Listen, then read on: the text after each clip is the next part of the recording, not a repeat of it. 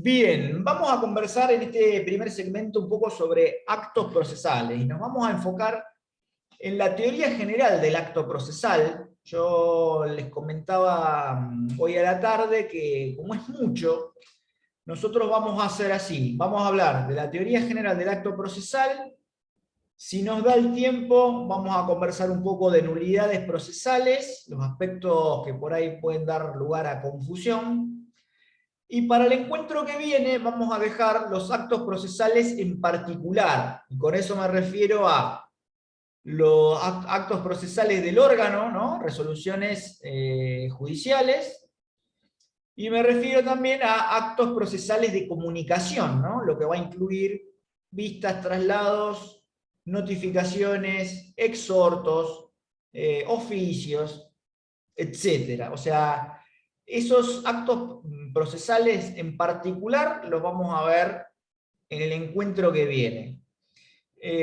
Cuando aborden la temática, lo primero que se le va a venir a la mente es que ¿por qué estudiamos esto, digamos, acá, si en definitiva todo es actividad procesal? O sea, ustedes se agarran el programa en donde pongan el dedo, es un acto procesal, porque es así. O sea, la demanda es un acto procesal, la contestación de demanda es un acto procesal, todas las notificaciones son actos procesales, todo lo que el juez o la jueza dicte es es actividad procesal, recursos, o sea, todo lo que ustedes puedan llegar a pensar dentro de la dinámica del procedimiento civil, estamos hablando de actos procesales y de actividad procesal en general.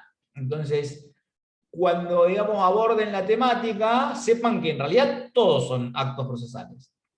Lo que pasa que en esta unidad o bolilla o en este segmento del programa, como quieran llamarle, lo que se aborda es una teoría general, o sea, vamos a hablar de los elementos que, digamos, son comunes a todos los actos procesales.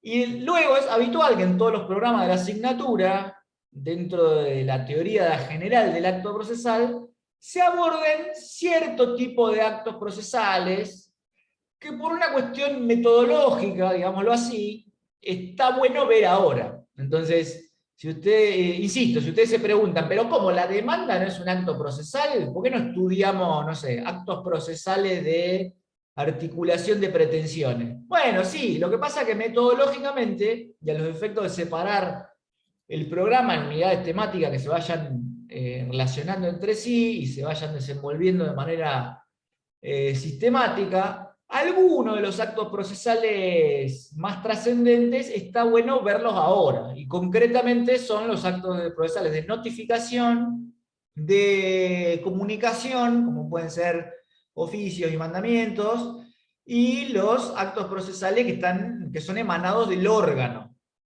Con órgano comprendo tanto al tribunal, a todo tipo de tribunal, ¿no? Ya sea juzgado, cámara o corte.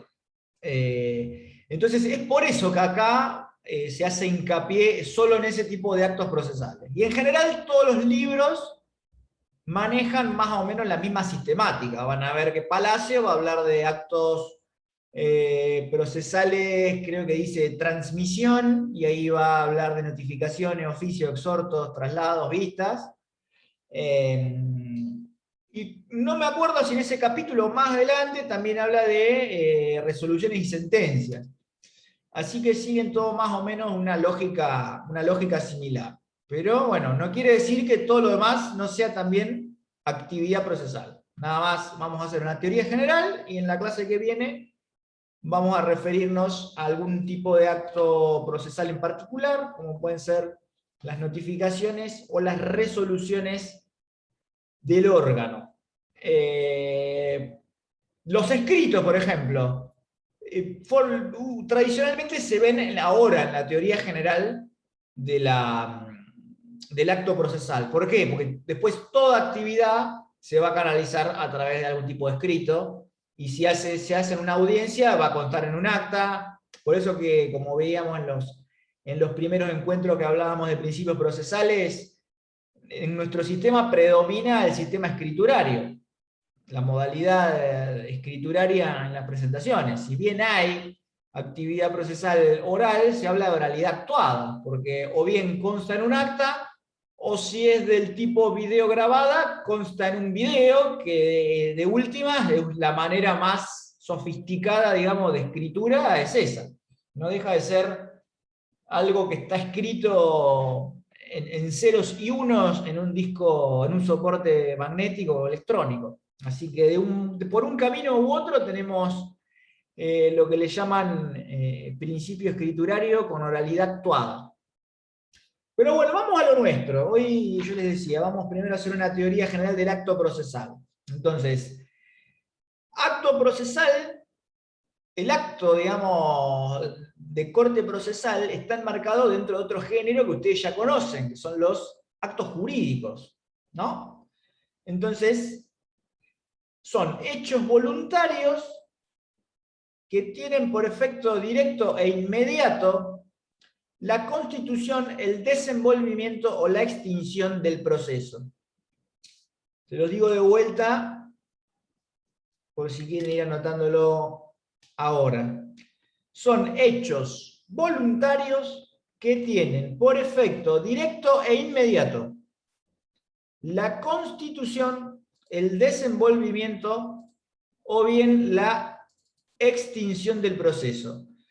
Como ustedes ya se estarán dando cuenta, la primera distinción que tenemos que hacer es la de actos procesales con hechos de tipo procesal. Así como ustedes habrán visto en Civil 1 o en Privado 1, habrán visto que hay hechos jurídicos y actos jurídicos. Entonces, los hechos no son actos voluntarios, digamos, son circunstancias que obviamente ocurren en la vida cotidiana, que se proyectan con algún tipo de efecto sobre el proceso.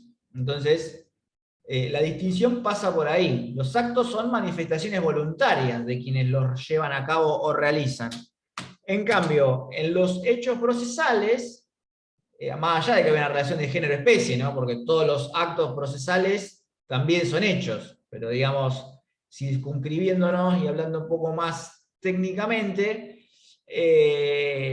los hechos procesales son sucesos o acontecimientos que pueden producir algún efecto sobre el proceso. ¿Qué efecto? Y lo que vimos hace un rato, el desenvolvimiento o la extinción. El inicio por ahí sería medio raro, ¿no?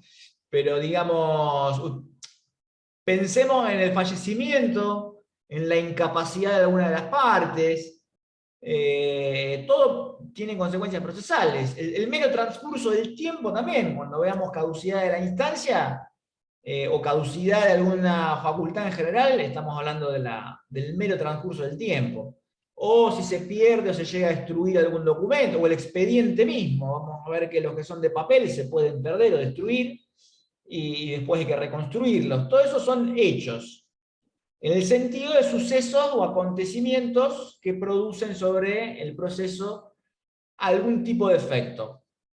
Bien, hasta acá estamos, ¿no? Seguimos avanzando en género del acto jurídico, lo que pasa es que su fin inmediato es producir algún tipo de efecto dentro del proceso, ya sea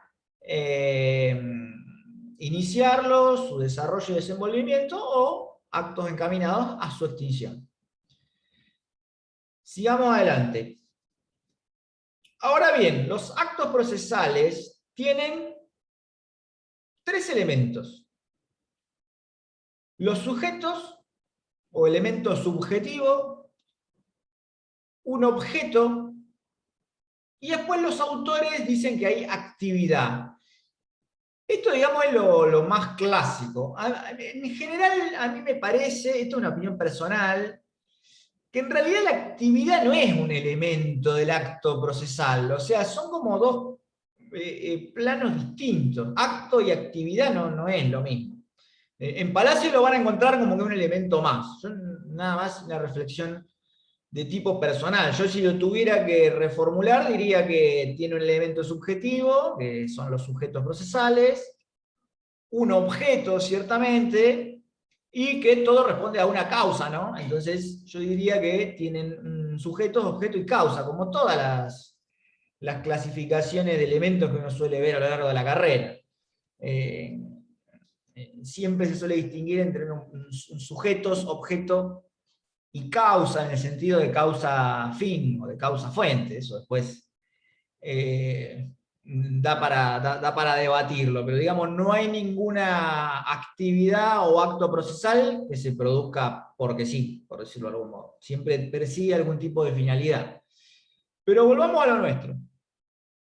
¿Cuáles serían los sujetos del acto procesal? Y en primer lugar pueden ser las partes, tanto la actora como la demandada. Parte en sentido amplio, ¿no? Lo que incluiría también a terceros con algún tipo de interés. Como ya vimos en el encuentro anterior, todo sujeto procesal en calidad de parte tiene que tener capacidad procesal, o sea, capacidad para participar del juicio por sí mismo, sin ningún tipo de representación. Y tiene que tener algún tipo de interés, ¿no? Lo que le va a dar legitimación para poder participar de ese proceso. Después, otro de los sujetos procesales, estamos hablando del órgano, ¿no? Del juez, la jueza, los miembros del tribunal, si hablamos de una cámara, o los ministros, si hablamos de la Suprema Corte. O sea, el órgano ciertamente es también un sujeto procesal, que, como vimos en el encuentro anterior, debe ser competente. Y después tenemos también algunos terceros en sentido amplio, ¿no? Que pueden provocar actividad procesal, como podría llegar a ser algún testigo, algún ente o entidad o sujeto que aporte información al proceso. O sea, presentar un informe, eso es también actividad procesal. Entonces, el elemento subjetivo tiene estos tres elementos. Luego también habría que mencionar aquí a los auxiliares, ¿no? Yo por ahí no lo dije especialmente, pero dentro de partes podrían ser auxiliares de las partes, como los abogados y abogadas, o procuradores y procuradoras, o auxiliares del órgano, ¿no? Como los peritos, o notificadores, u oficiales de justicia. Estrictamente son auxiliares de la jurisdicción. Más allá de que los peritos se desinsaculen de un listado o los elijan las partes, son, en virtud del principio de comunidad de la prueba, en realidad son auxiliares del juez o de la jueza.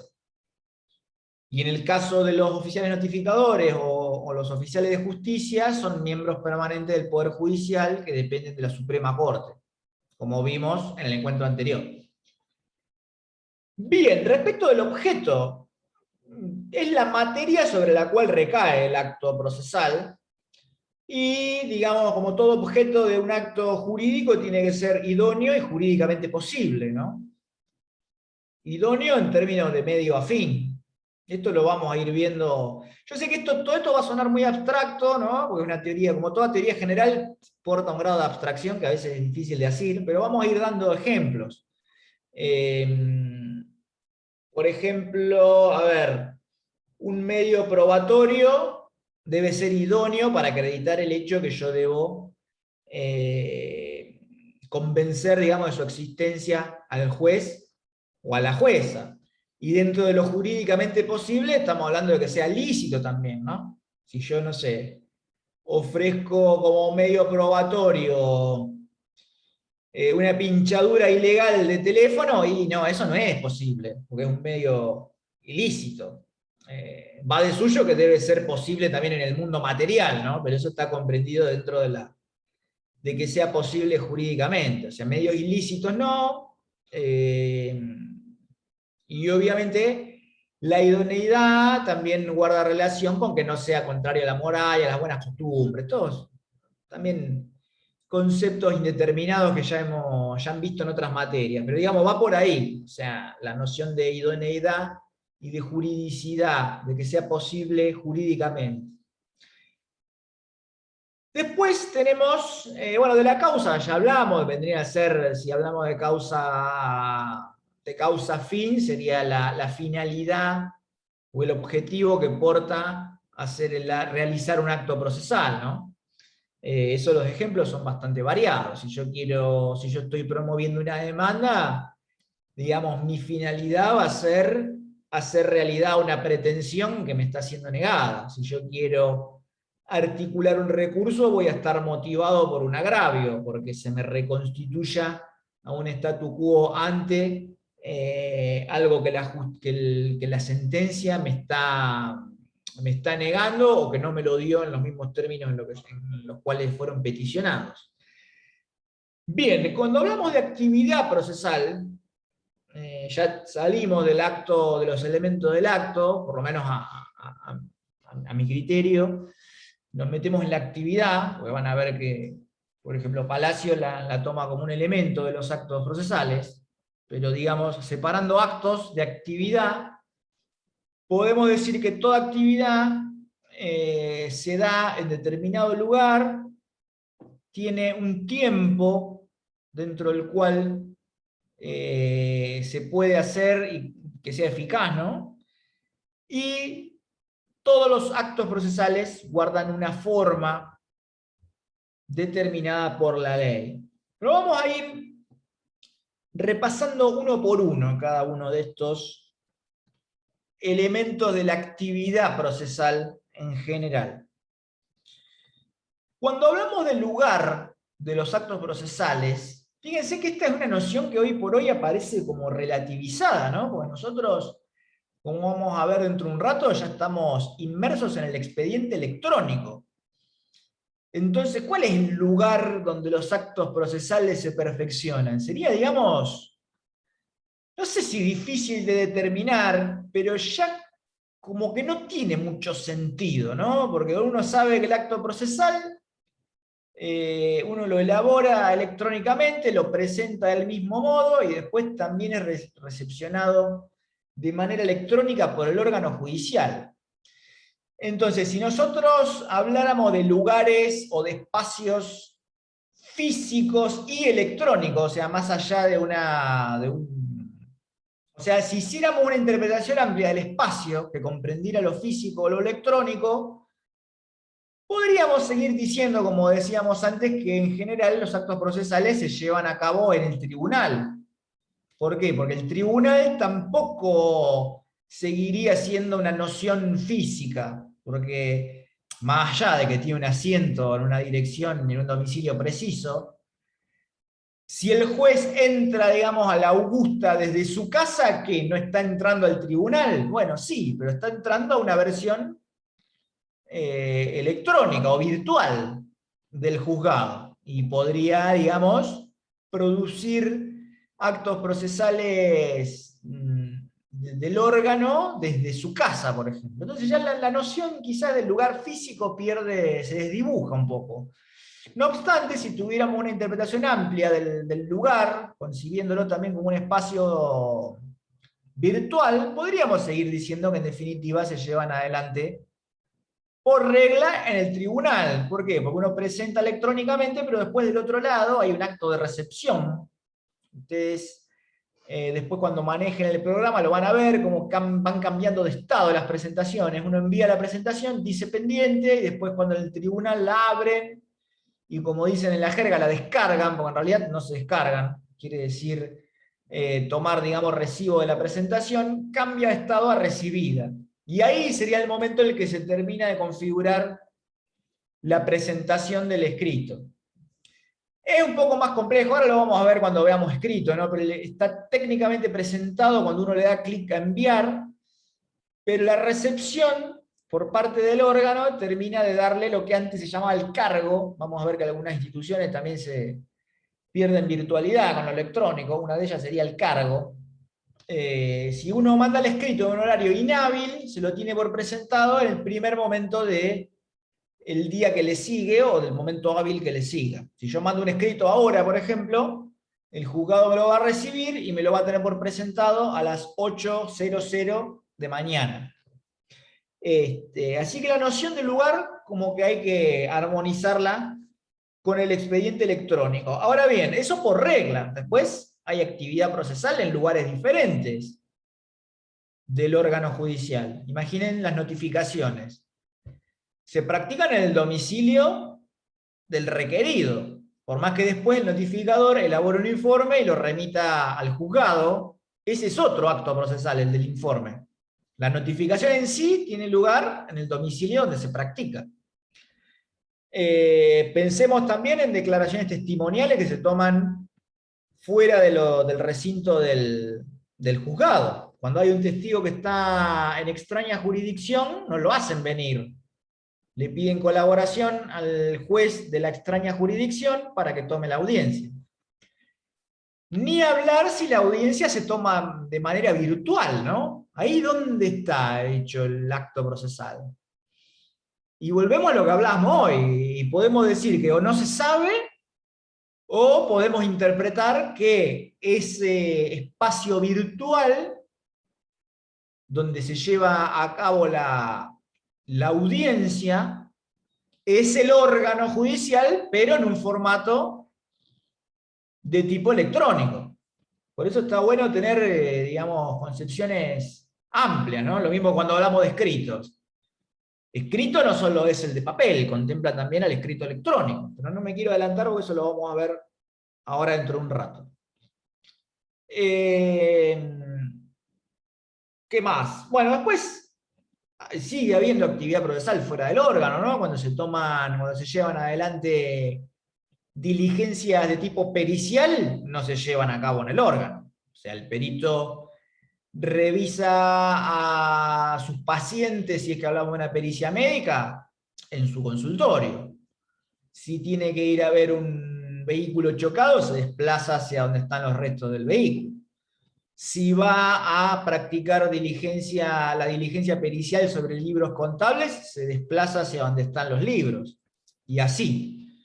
Lo mismo cuando se hacen reconocimientos judiciales. El juez o la jueza puede desplazarse hasta el lugar donde deba hacerse el reconocimiento. Y en ese caso estamos una vez más hablando de actividad fuera del órgano. Así que por regla es en el órgano, ya sea en su formato virtual o físico. Y por excepción tenemos actividad procesal fuera del recinto del juzgado o tribunal. Cuando hablamos de tiempo, recuerden que los elementos de la actividad procesal son lugar, tiempo y forma. Lugar, tiempo y forma.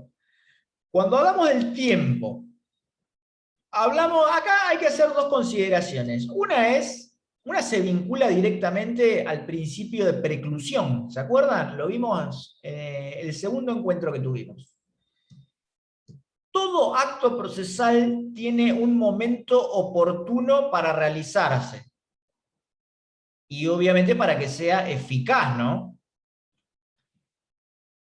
Y después tenemos que ver la noción de tiempo hábil, porque el código nos dice en el artículo 152 que todas las actuaciones o diligencias judiciales se practicarán en días y horas hábiles bajo pena de nulidad. Entonces, volvamos a recapitular. Todo acto procesal debe realizarse en tiempo hábil. Fíjense lo que les comentaba hace un rato, ¿no? Si yo mando un escrito ahora, me lo tienen por presentado a las 8 de la mañana del día de mañana. Entonces no es que yo no pueda ahora mandar un escrito. Lo que pasa es que la acordada sobre presentaciones electrónicas va a decir que si yo envío una pieza procesal ahora mismo, que es un horario inhábil, son las 6 menos cuarto de la tarde, se va a tener por presentado a primera hora de mañana. Entonces, la actividad procesal siempre se realiza en tiempo hábil. Hábiles son los días de lunes a viernes de 8 a 14, que es el horario judicial, lo que excluye los fines de semana, los feriados, feriados nacionales, feriados provinciales, y después los días que la Corte declare inhábiles, expresamente. Esto es bastante variopinto, chicas, chicos y chicas. ¿Por qué? Porque la Corte puede declarar inhábil para toda la provincia, algún día puntual. Por ejemplo, es bastante común que los días 24 de diciembre son declarados inhábiles, siendo que no es estrictamente un feriado, lo mismo con el 31 de diciembre. o si hubo problemas en el sistema, cosa que alguna vez pasó este año, se declararon días inhábiles. Por ejemplo, se cuelga el sitio de presentaciones electrónicas.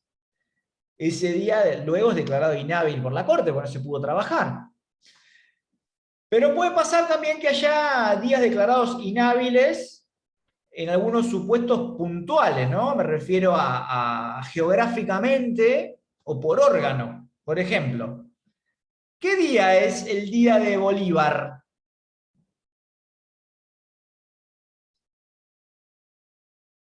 A ver, Rosalí, sos de allá. La verdad, profe, no me acuerdo. Y Graciela, ¿vos te acordás? ¿Anda por ahí? O Cecilia, ¿te acordás del día del 9 de julio? De Tandil. ¿Estás en Tandil? Sí, vivo en Tandil yo. ¿Y qué día es el día de Tandil? 4 de abril. ¿Cuándo? El 4 de abril. Bueno, el 4 de abril seguramente sea un día inhábil en la localidad, en virtud de que seguramente también es feriado para los habitantes de la ciudad de Tandil. Acá en La Plata, por ejemplo, el 19 de noviembre, que se conmemora la fundación, ese día es inhábil, pero no es inhábil para todo el mundo, es solamente inhábil para el departamento judicial, para la ciudad de La Plata, porque ni siquiera es inhábil en Bransen.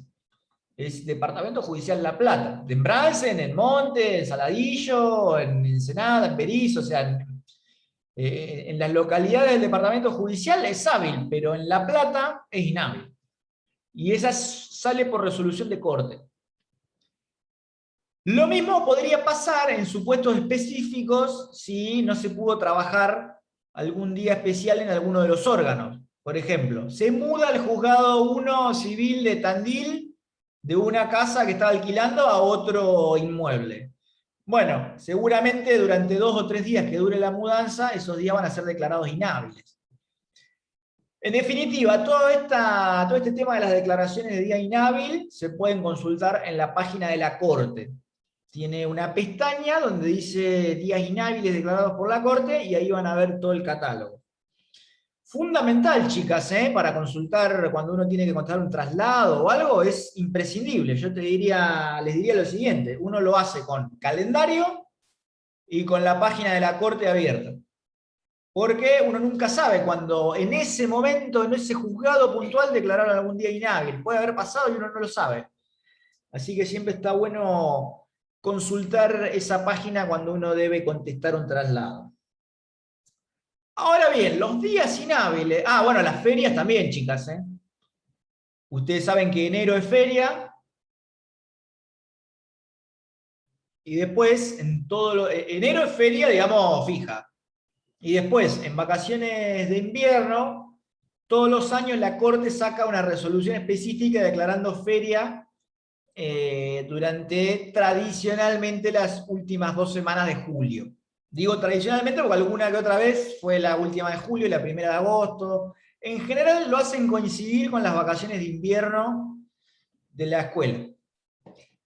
Pero ¿qué quiero decir con esto? Que la feria de invierno, si no se declara expresamente, no existe. De hecho, el año pasado ocurrió. En 2020 no hubo feria de invierno, siguieron de largo. Con no pocas quejas, pero digamos, no se declaró feria en el invierno pasado. Bien, los días inhábiles pueden habilitarse. Ante situaciones de urgencia uno lo puede plantear y pueden ser habilitados los días y las horas inhábiles. Esto es bastante común cuando hay una presentación urgente y estás en feria. Bueno, hay que pedirla la habilitación. No es que uno presenta el escrito y te lo despachan. No, no, no. Si uno considera que amerita la habilitación de la feria, hay que pedirlo expresamente. No hay, chicas, un parámetro legislativo de cuándo habilitar y cuándo no. Y sobre esto se ha construido un montón de casuística, que tampoco es el caso, digamos, repasar ahora, porque por ahí excede un poco el marco de nuestro encuentro. Pero todo lo que tiene que ver con amparo, con medidas cautelares, procesos urgentes del derecho de familia, va por ahí, digamos, la mano en la habilitación de la feria. La habilitación de horas en general tiene más que ver con las notificaciones. En general, cuando fracasa una notificación, la entrega de una cédula, porque los diligenciamientos también tienen un horario hábil, que es de 7 a 19, si no me falla la memoria. Es un poco más amplio. Se puede pedir habilitación de horas y de días.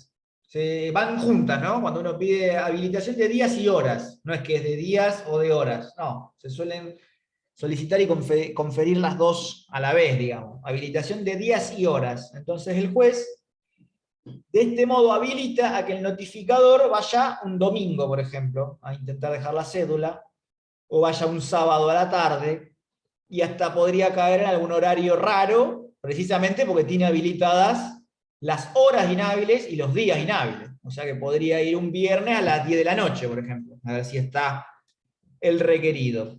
Eso quiere decir habilitación de días y de horas. Si no hay habilitación expresa, nos remitimos a la regla del 152. No podría ser válida esa actividad. En principio, porque ya vamos a ver que la nulidad procesal no se puede articular si es que ese acto cumplió su finalidad. O sea, si va el notificador, por más que no tenga habilitados los días y las horas, va un domingo, deja la cédula y después esa persona efectivamente se entera y contesta demanda, no puede haber nulidad, porque la finalidad del acto se cumplió. Y tampoco podría justificar cuál sería el perjuicio, digamos, pero las reglas procesales está bueno estudiarlas así, de norma, de regla a excepción. Entonces, digamos que por regla deben hacerse en día y horario hábil, más allá después de que hay que ver si en el caso puntual ese acto procesal hecho en infracción a las reglas sería nulo. Hay que ver, y siempre la tendencia es a salvar el acto. Pero bueno, eso lo vamos a ver más adelante. La habilitación la van a encontrar en el 153. Ahora bien, ¿cuáles son las consecuencias de que haya un día, que haya días y horarios hábiles? Inhábiles, mejor dicho. Durante los días inhábiles no corren los plazos. Ustedes saben que, y esto lo vamos a ver ya, para no hacer remisiones estériles. ¿Cómo se cuentan los plazos? Como dice el Código Civil, artículo 6, ¿no? Ahora guarda, porque la norma dice que si hay alguna manera especial de contar plazos, deben contarse según esa norma. No me acuerdo literalmente cómo dice, pero digamos que dice algo así. Los plazos se van a contar, como dice el artículo 6 del Código Civil, salvo que haya una regla especial para contarlo de otra manera. Entonces nosotros tenemos que conjugar el 6 del civil y comercial con las reglas de nuestro código. Entonces, nuestro código dice cómo se computan los plazos en días, pero no dice nada de los plazos en horas ni en meses, salvo para la caducidad de la instancia, pero no los quiero, digamos, sobrecomplejizar la cuestión ahora. Quedémonos con ese dato. Los plazos en días se cuentan según el Código Procesal, y los que son en meses y en horas según el Código Civil. Esto para que no se les confunda después si es uno u otro. No, hay que conjugarlos a los dos. Por expresa remisión del civil, ¿no? Porque si nos dice que si hay una regla especial, hay que seguir la especial, nos quedamos con la del Código Procesal para contar los días.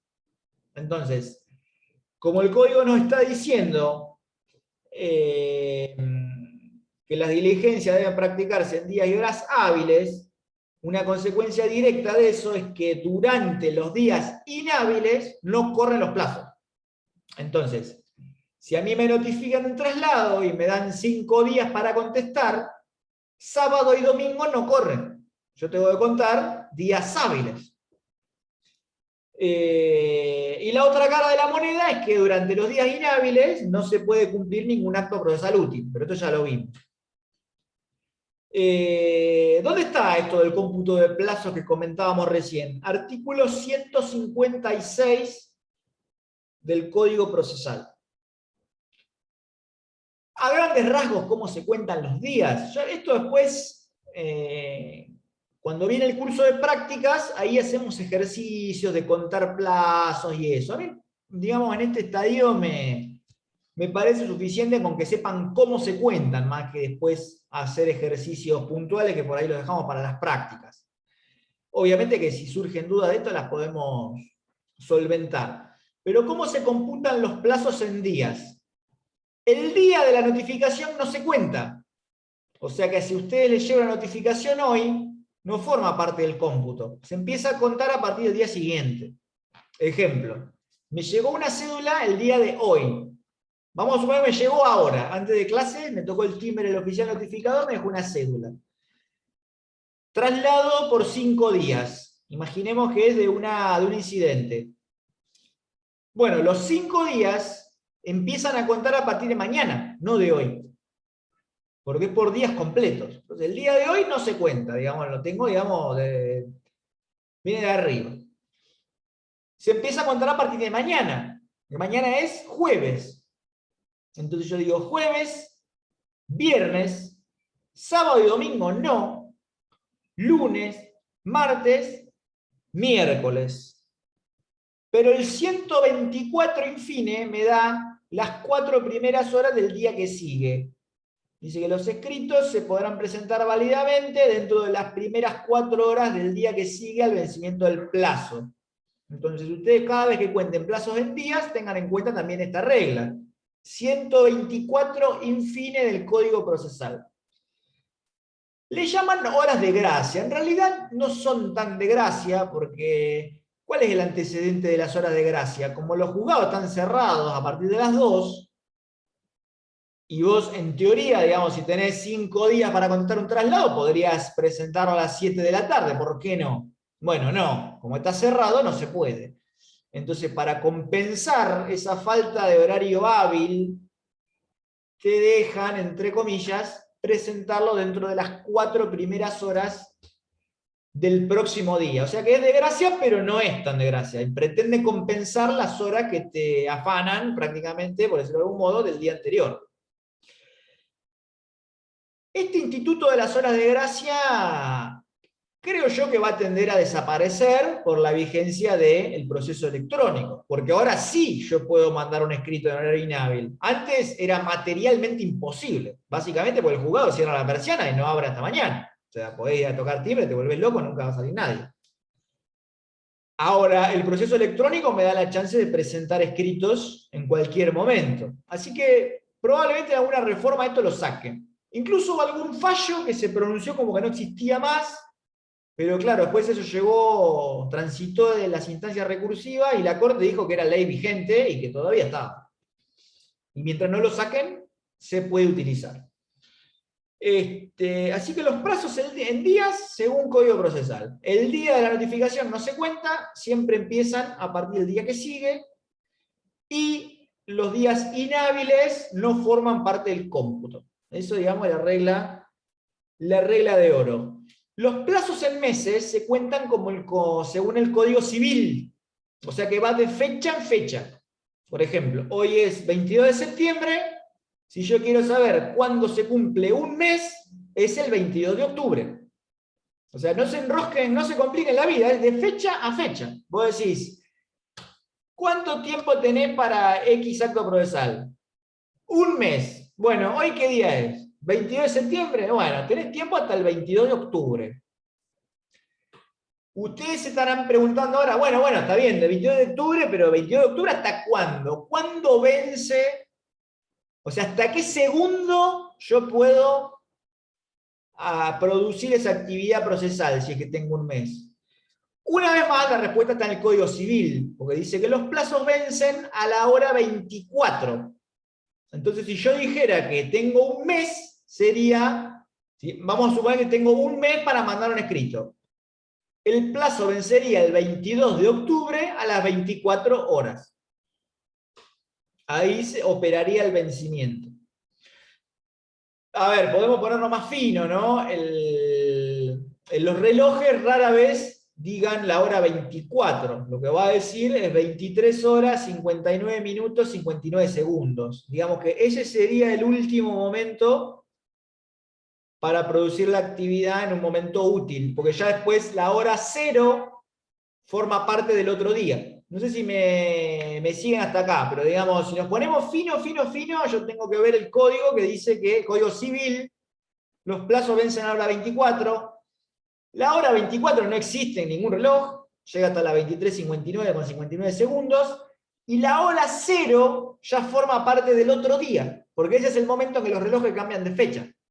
No va a haber un 22 de septiembre a la hora 24, va a haber un 23 de septiembre a hora 0, 0,001, y así.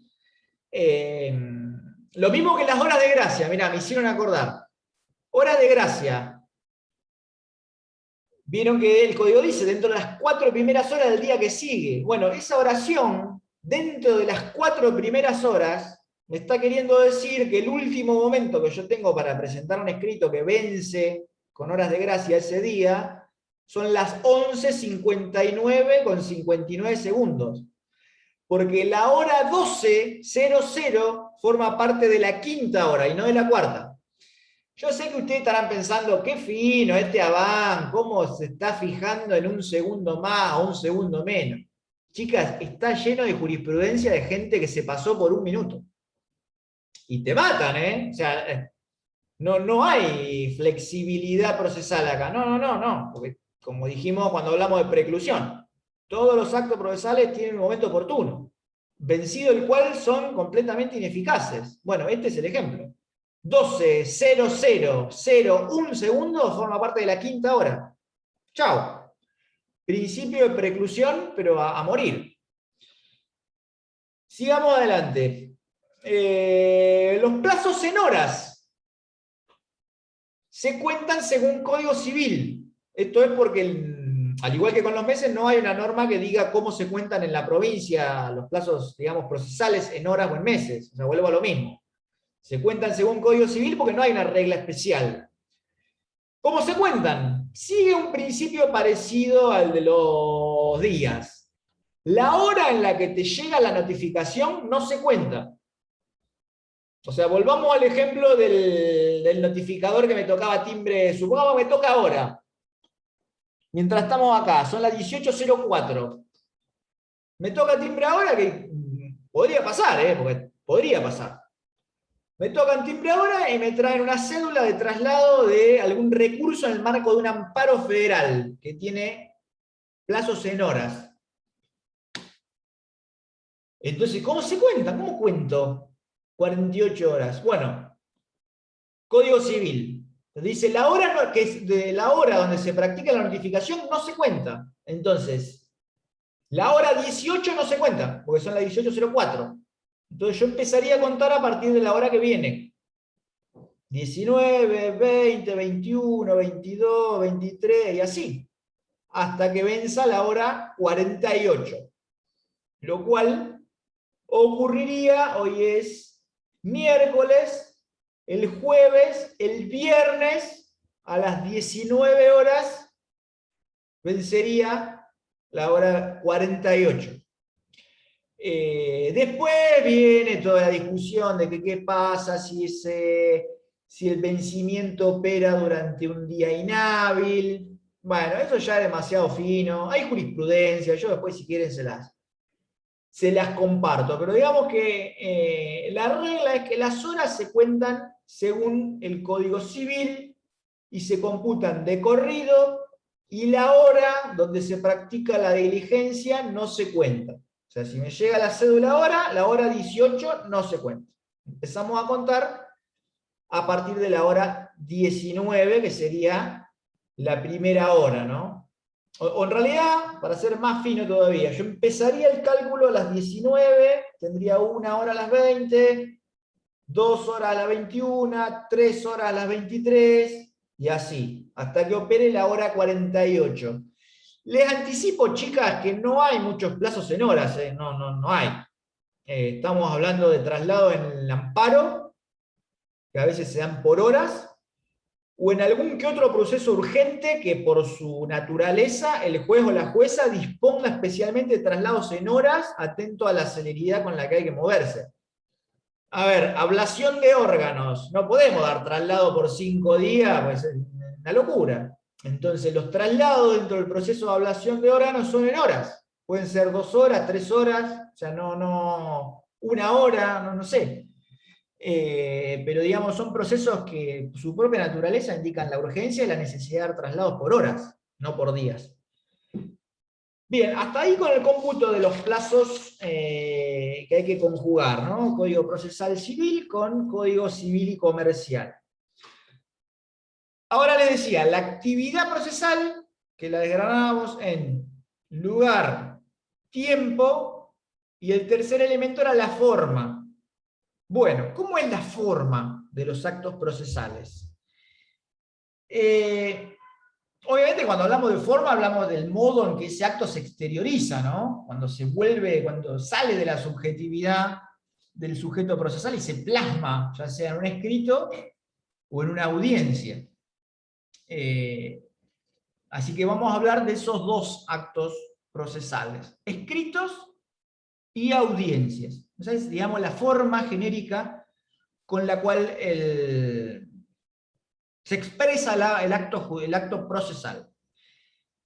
Cuando hablamos de escritos, esa expresión se realiza en idioma nacional. Ahí tenemos artículo 15, por escrito en idioma nacional. O sea, acá hablamos, esta digamos es la norma madre del proceso escriturario, ¿no?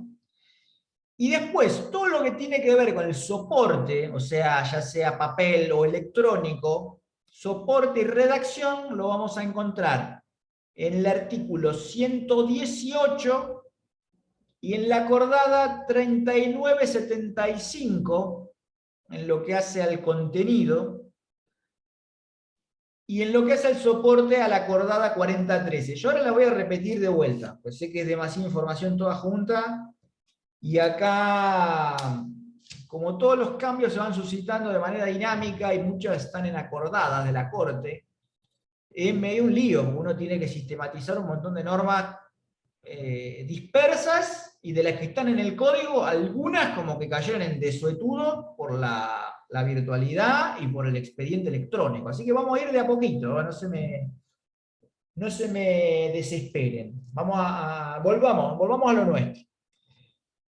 ¿Cómo se expresan los actos procesales? Por regla lo hacen por escrito. Oralmente va a suceder en una audiencia. Pero como decíamos hace un rato, es una audiencia, pero siempre termina, digamos, plasmada en un acta o en un video. Por eso es nuestro código recepta el principio escritural. Pero bueno, esa expresión puede ser por escrito o en una audiencia. Escritos. Idioma nacional. Artículo 115.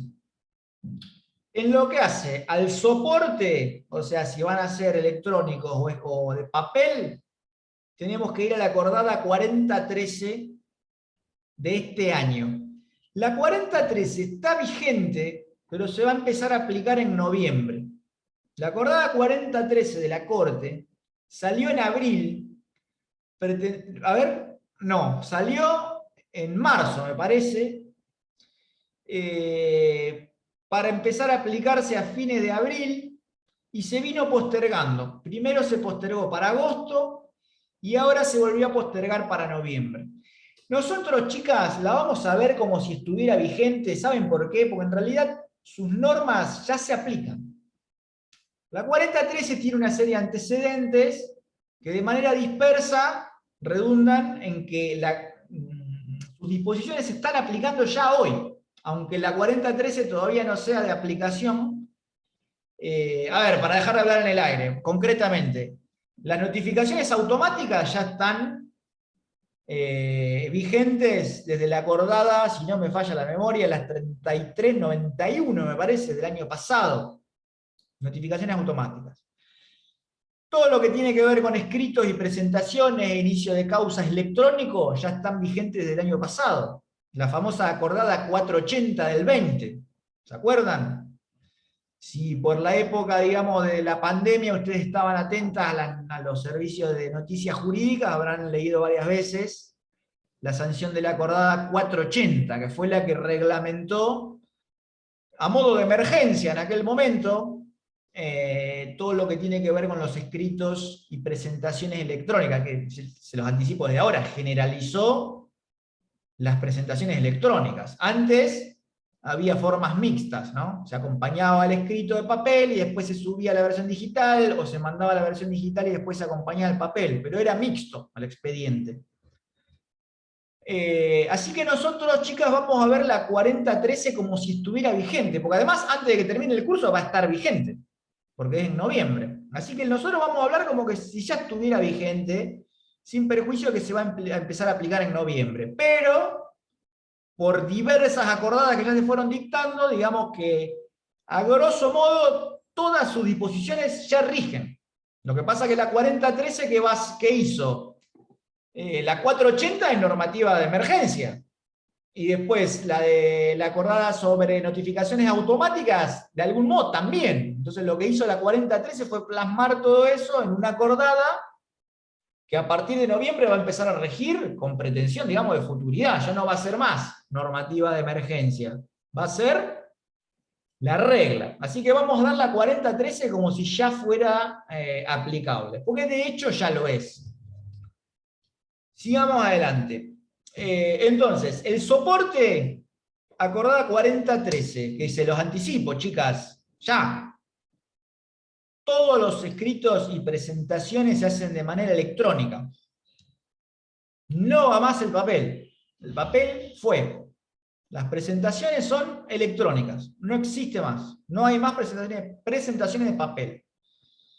Vamos a ver ahora, cuando sigamos andando y poniéndonos fino, que sí va a haber escrito de papel, nada más que la presentación se va a hacer electrónica. Pero ya no me quiero adelantar a eso. En lo que hace a la redacción, artículo 118, inciso 2, que es el que habla de los escritos deberán encabezarse con expresión de su objeto, con mención de la parte a la que representan, con mención de los domicilios, bueno, etc. Y la acordada 3975, chicas. 3975. Que es la que habla de cómo deben hacerse las presentaciones y resoluciones judiciales. Yo ahí no me voy a poner ahora, digamos, a enumerar todos los requisitos. Se los dejo para que lo lean ustedes, no es difícil. Cuando habla del contenido, habla de los domicilios, de la mención de las partes, de los datos de colegiación, de los datos tributarios, o sea, quid, ingresos brutos, el correo electrónico, el teléfono. Hablamos de ese tipo de datos. Así que recapitulemos. El soporte es electrónico por regla, acordada 4013. El contenido está dado por la acordada 3975 y por el artículo 118, inciso 2. En lo que hace al formato, bueno, 118, inciso 1, y la acordada 3975, o sea, la misma, nada más que en el artículo 2. Esto es el formato. Formato quiere decir, el 118, inciso 1, habla de serán escritos en tinta negra. Más vale que ahora la tinta hay que interpretarlo como que el color de la letra que uno va a usar en las presentaciones electrónicas debe ser negra, o sea, no le vamos a poner tinta roja. Bueno, hay que hacer una lectura dinámica del 118. O sea, el papel no va más, pero bueno, hay que hacer una interpretación dinámica de lo que quiere decir con el color de esos caracteres. Y la 3975, inciso 2, va a ser la que nos va a dar el tamaño de la letra, que es número 12, el tipo de fuente, que puede ser Arial, Times New Roman o Courier, el interlineado de 1,5, etcétera, etcétera. Yo se los dejo para que ustedes lo lean. Después, en lo que hace a las firmas, chicas, fundamental. 118, inciso 3. Todo escrito debe estar firmado por la parte interesada. 118, inciso 3. Pero para hablar de firma hay que hacer un breve repaso de las normas que están involucradas, pues no solamente nuestro querido 118, inciso 3. Ahí me voy a permitir ir un poco más atrás, ¿no? Y ustedes seguramente habrán visto esto en Civil 1 o Privado 1, según el plan de estudios que hayan agarrado. Pero la firma, ¿qué significa? consentimiento y autoría, ¿no? O sea, la persona que firma al pie de un escrito, de un documento, ¿qué quiere decir? Primero, que consiente lo que hay arriba. Y segundo, que es el autor o autora. Esto es lo que explica que haya una norma que diga que reconocida la firma, no se puede, digamos, controvertir el contenido. Para esto, digamos, hay que instar otro procedimiento. Si vos traen un pagaré, ¿esta es su firma o no es su firma? Sí, es mi firma. Bueno, se ejecuta el pagaré. Chau. Por supuesto que después uno tiene, digamos, acciones tendientes a desvirtuar, ya sea el abuso de firma en blanco, algún tipo de defraudación o estafa al tergiversar la letra o el contenido de un documento. Sí, sí, eso está. Siempre ese derecho está presente. Pero reconocida la firma, se reconoce el contenido y la firma al pie como tal implica consentimiento y la autoría del documento. ¿De dónde sale todo esto? Bueno, del Código Civil y Comercial, chicas, artículo 288. Ahora, la firma puede tener dos variantes, o tres en realidad. Puede ser hológrafa, o sea, de puño y letra. Puede ser firma electrónica o firma digital. Estas dos últimas están reguladas en la ley 25.506 de firma digital. Repito, 25.506 en la ley de firma digital, que también habla de la firma electrónica. Estrictamente, en realidad, la única equivalente a la hológrafa es la digital, pero cuando lean la ley 25.506 van a ver que también habla de la firma electrónica y le da también efectos jurídicos a la firma electrónica. De hecho, lo que nosotros tenemos en el token no es una firma digital, es una firma electrónica la que está acá. Es una firma electrónica, digamos, compleja, porque está inserta dentro de un dispositivo, bastante parecido a un pendrive. Pero esto es una firma electrónica, no es una firma digital. Abogados y abogadas podemos tener firma digital, pero es otra cosa distinta y hay que tramitarlo aparte. La firma digital te sirve para firmar todo, cualquier tipo de documentos. Ahí está la diferencia. Y obviamente se sigue un procedimiento de la autoridad certificante. Pero bueno, no me voy a meter por ahí porque ya es demasiado fino. Por lo menos para la clase de hoy. Me gustaría que esto lo sepan, pero que lo lean después. No es difícil, digamos, de explicar ahora. Tenemos la firma hológrafa, que es la de puño y letra, firma digital, que es la única equivalente a la hológrafa, y después está la firma electrónica, que en realidad la firma electrónica es toda la que deriva de un usuario y contraseña, chicas, para simplificárselo al extremo. Si ustedes me mandan un mail a mí, eso es un tipo de firma electrónica, porque ustedes para mandar ese mail ingresaron a una casilla con un usuario y se loguearon con una contraseña y enviaron ese documento electrónico. Pero como ustedes verán, es medio precario, o sea, es como la firma que no está certificada. Si la otra parte la reconoce, genial. Ahora, si no la reconoce, yo voy a tener que emprender actividad probatoria que pueda llegar a acreditar que esa firma electrónica se corresponde con la persona a la cual yo se la estoy imputando. Por eso es que no es lo mismo. Una firma digital, como la firma digital tiene una manera de ser corroborada externamente, esa es una firma auténtica. En cambio, la electrónica, si de la otra parte me la desconocen, yo tendría que realizar actividad probatoria tendiente a demostrar la autoría. Igual, chicas, que con una firma que no está certificada. Si yo le imputo la firma de un pagaré a Cecilia, y Cecilia me dice que no es su firma, bueno, va a haber que hacer un cuerpo de escritura, un cotejo, habrá pericia caligráfica. Ahora, si yo le imputo un correo electrónico, si ella me lo desconoce, estoy más o menos en la misma. Yo voy a tener que pedir una pericia electrónica para ver si el IP de esa conexión está en su domicilio. O sea, la única auténtica es la digital, por lo menos en los términos de la ley 25.506.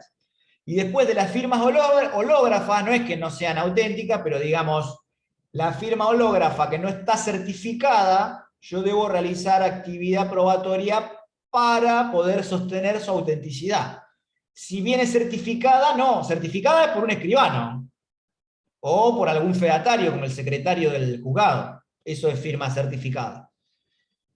Ni hablar cuando está inserta una escritura, ¿no? Porque el escribano, todo lo que él percibe a través de sus sentidos y lo manifiesta en la escritura, tiene plena fe. Entonces tampoco haría falta corroborar la autenticidad de esa firma. O sea, esas son un poco las variantes que pueden tener dentro de la firma. O sea, hasta ahí, teoría general de la firma. Ahora, dentro del proceso, 118, inciso 3, firma de los interesados.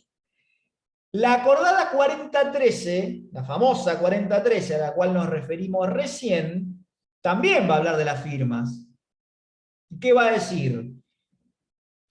Las presentaciones electrónicas se van a firmar con los certificados digitales que a grandes rasgos son los que provee la Corte. O sea, yo no les quiero tampoco hacer tirar una bomba atómica, digamos, intelectual, pero la firma electrónica que está acá adentro del token, la provee la Corte. La Corte es, o sea, cuando dice certificado expedido por la Corte o autoridad competente, se refieren a la firma electrónica que está inserta acá. Ese sería el certificado electrónico, está acá. Entonces, para que ustedes después logren entender lo que dice la acordada 4013, dice, las presentaciones electrónicas serán generadas, presentadas y rubricadas mediante procedimientos electrónicos o digitales, dice. Porque la acordada pretende también comprender a la firma digital. O sea, me está diciendo, la presentación electrónica la va a poder firmar con el token, que es una firma electrónica, o con firma digital. Eso, para pasarlo en limpio. Después dice, bueno, ¿y quién provee los certificados? Y bueno, la autoridad competente, que es la Corte. Pero puede ser otra también. Puede ser otra. ¿Por qué? Porque los órganos de gobierno de la provincia están celebrando convenios con la Corte, entonces tienen también firma electrónica para ser usada dentro del sistema de presentaciones electrónicas. Por ejemplo, siempre vamos con ejemplos. Vieron, chicas, que yo soy abogado de la Defensoría del Pueblo. Se los conté, creo, ¿no? Sí. Bueno, en esa calidad yo tengo también, un poco más chiquitito. Acá tengo la firma electrónica que uso en mi carácter de abogado de la Defensoría. O sea, son distintas, ¿eh? Yo acá tengo digamos, la que me dio el Poder Judicial, que es mi número de quit, @notificaciones SCBA, y en esta tengo mi número de quit, @dpu.gov o algo así, .org, que es la del defensor. DPU es defensor del pueblo. Entonces, ¿por qué tengo esa firma? ¿Por qué tengo dos? Bueno, porque la Defensoría, al igual que un montón de órganos de la provincia, Fiscalía de Estado, entidades descentralizadas, el Poder Ejecutivo en todas sus esferas de la provincia de Buenos Aires, incluidos algunos colegios, todos ellos han ido firmando convenios para poder tener una firma electrónica que sirva para signar escritos dentro del sistema de presentaciones electrónicas. Yo sé, chica, que esto es un quilombo total y que es difícil por ahí de asir, pero se los paso en limpio. Firma digital, yo firmo absolutamente cualquier cosa, documento digital, boleto de compraventa, si ustedes me mandan un certificado de alumno regular, se lo firmo con la firma digital, se firmo cualquier cosa. Porque la provee el gobierno, no estamos hablando ya de la Corte. La autoridad certificante es un ente del gobierno nacional. Sigamos adelante. La firma electrónica es la que usamos, es una variante de la firma electrónica en la que usamos para firmar escrito con el token. Ahora, la autoridad que te hace certificado es la Corte. O bien podés tenerla porque sos miembro de algún ente, entidad o miembro del Estado en cualquiera de sus ramas que haya firmado un convenio con la Corte a través del cual pueda hacer presentación electrónica y firmarlas. Ahí está la onda. Porque ustedes cuando empiecen a ver, van a ver, sobre todo si se fijan en el contencioso administrativo, van a estar firmados los escritos por tokens que no son que terminados en @notificaciones.scba.gov. Van a decir, pero ¿y cómo es? Bueno, porque los miembros de Fiscalía de Estado tienen dispositivos criptográficos como este para firmar escritos que son provistos por la Fiscalía de Estado y son válidos en virtud de un convenio con la Corte. Por ejemplo, si yo le mando una demanda ahora al fiscal de Estado, él la contesta y la firma con gómez@fpba.gov, que es Fiscalía, Gómez, el fiscal de Estado, @fpba es Fiscalía, perdón, FBA, que es Fiscalía de Estado, Provincia de Buenos Aires, .gov. Por eso es que no todas van a tener, digamos, la misma terminación. Yo sé que es muy fino, pero digamos es para que ustedes después entiendan por qué hay varios tipos de firma electrónica dando vueltas dentro del sistema de presentaciones judiciales. No termina ahí todo el universo que habla de la firma. La ley 5177, que es la ley de la profesión de abogados, abogadas, y procuradores y procuradoras, en el artículo 95 también habla de la firma. Dice que los jueces y juezas no proveerán escritos que no estén firmados y aclarados con tomo, folio y colegio. Bien, hasta acá estamos, chicas, más o menos se entendió el tema de la firma. Bien. Ahora bien, yo les decía, algunos de los artículos del código hay que hacer una interpretación un poco más dinámica, porque han quedado viejos. No es que hayan quedado en desuetudo, porque a algunos hay que darle una interpretación amplia. Por ejemplo, los documentos que se incorporan al proceso ya no van más de papel. La acordada 4013, artículo 6. La incorporación de documentos se hace escaneándolos y se suben al sistema. El abogado o la abogada se queda con el original en carácter de depositario. Y si el juez o la jueza se lo pide, lo tienen que ir a exhibir. Y si la jueza o el juez se pide que se lo dejen, se forma un legajo documental, ¿eh? No es el expediente. El expediente de papel no va más, ¿eh? Si eventualmente hubiera que dejar algo de papel, muy raramente se va a formar un legajo documental, que es una carpetita que va a contener documentos. O sea, no hay expediente de papel, por ningún... no hay, digamos, una vía alternativa por la cual formar expediente de papel. No, no, no. Si el juez te pide una escritura y te pide que se la muestres, y después te dice, no, bueno, déjamela que la voy a mirar mejor, eso va a parar a un legajo documental, que no es lo mismo que el expediente, ¿eh? Hoy al comienzo, cuando hablamos al comienzo del tema escrito, yo les decía guarda, porque no es lo mismo la elaboración, no es lo mismo el escrito que la presentación. ¿Por qué les digo esto? Cuando hay actuación de la parte con patrocinio, o sea, la figura del apoderado, todo electrónico, porque para eso es apoderado. Ahora, cuando hay patrocinio, que esto es la persona litigando por su propio derecho con asistencia del abogado o de la abogada, la parte también firma los escritos. Entonces ustedes se estarán preguntando, ¿qué corno pasa acá? ¿Cómo hacemos? Bueno, pueden pasar dos cosas. Una es que la parte tenga un certificado para firmar. Entonces, esto que suena medio raro va a ser cada vez más común, porque la parte podría ser, a ver, chicos y chicas, los miembros del Poder Judicial y los abogados también tienen juicio propio. Entonces, podría pasar que la parte sea perito, abogado, abogada, juez, jueza, funcionario judicial, o que pertenezca a alguno de estos órganos que han firmado convenio con la Corte. O sea, podría tener certificado de la Defensoría del Pueblo, de algún compañero mío. O podría ser de Fiscalía de Estado. O podría ser, no sé, de algún ministerio que tenga domicilio electrónico. A título personal me refiero, ¿no? En este caso, firma también electrónicamente, pero no es optativo. Por ejemplo, me demandan a mí por otra cosa, y yo debo firmar electrónicamente. No es que lo puedo firmar hológrafa, no, no, no.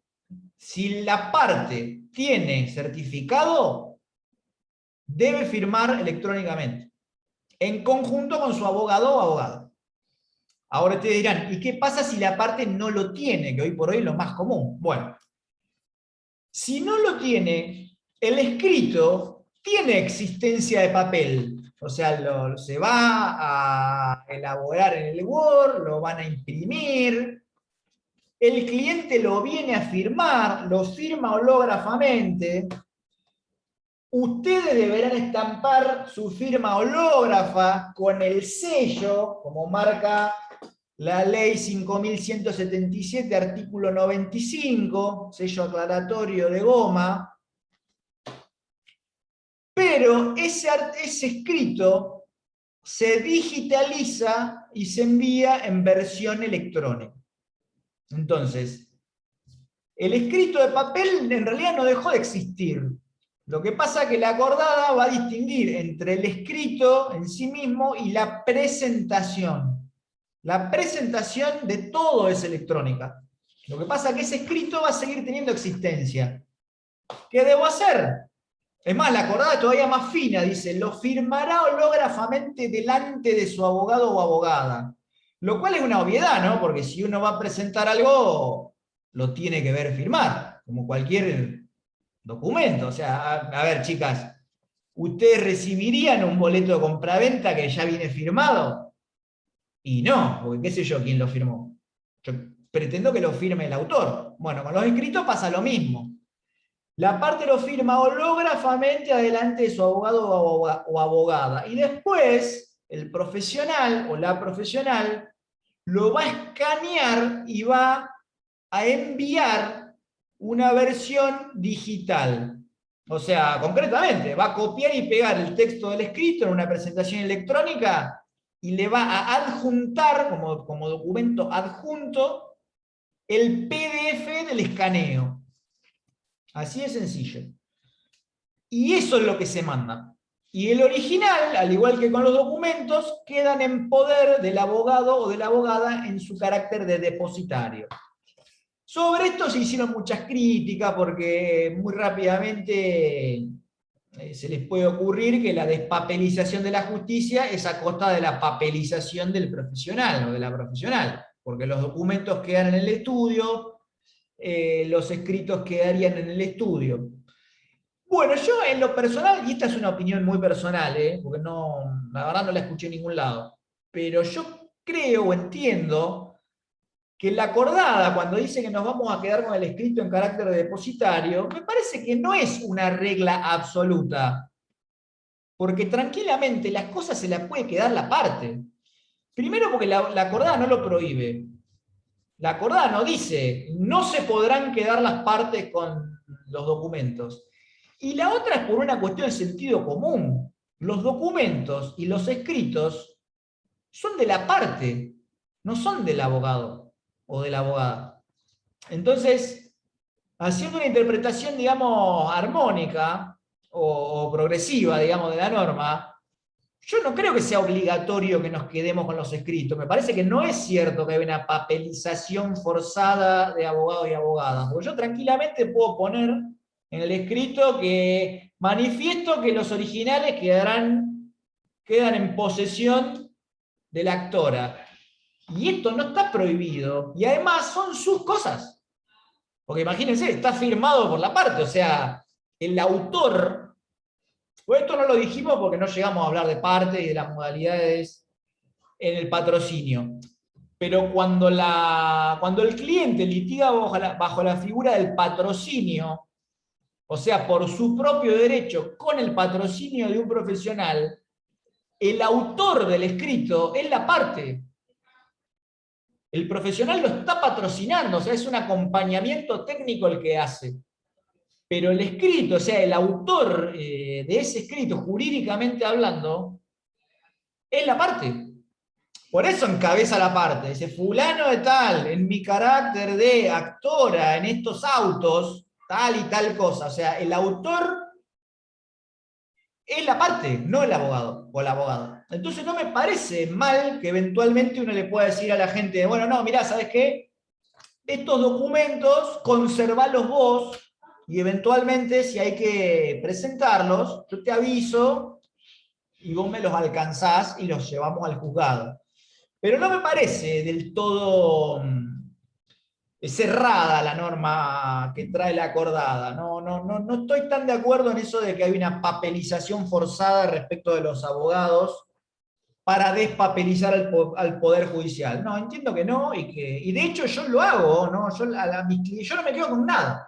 Los escritos, por ahí los escritos, pero los documentos yo se los dejo a la parte. O sea, ¿quién lo va a cuidar mejor que el propio interesado? Y además para no tener papel acá, olvídate. Sigamos adelante. ¿Hasta acá estamos? ¿Preguntas, chicas? ¿Consultas?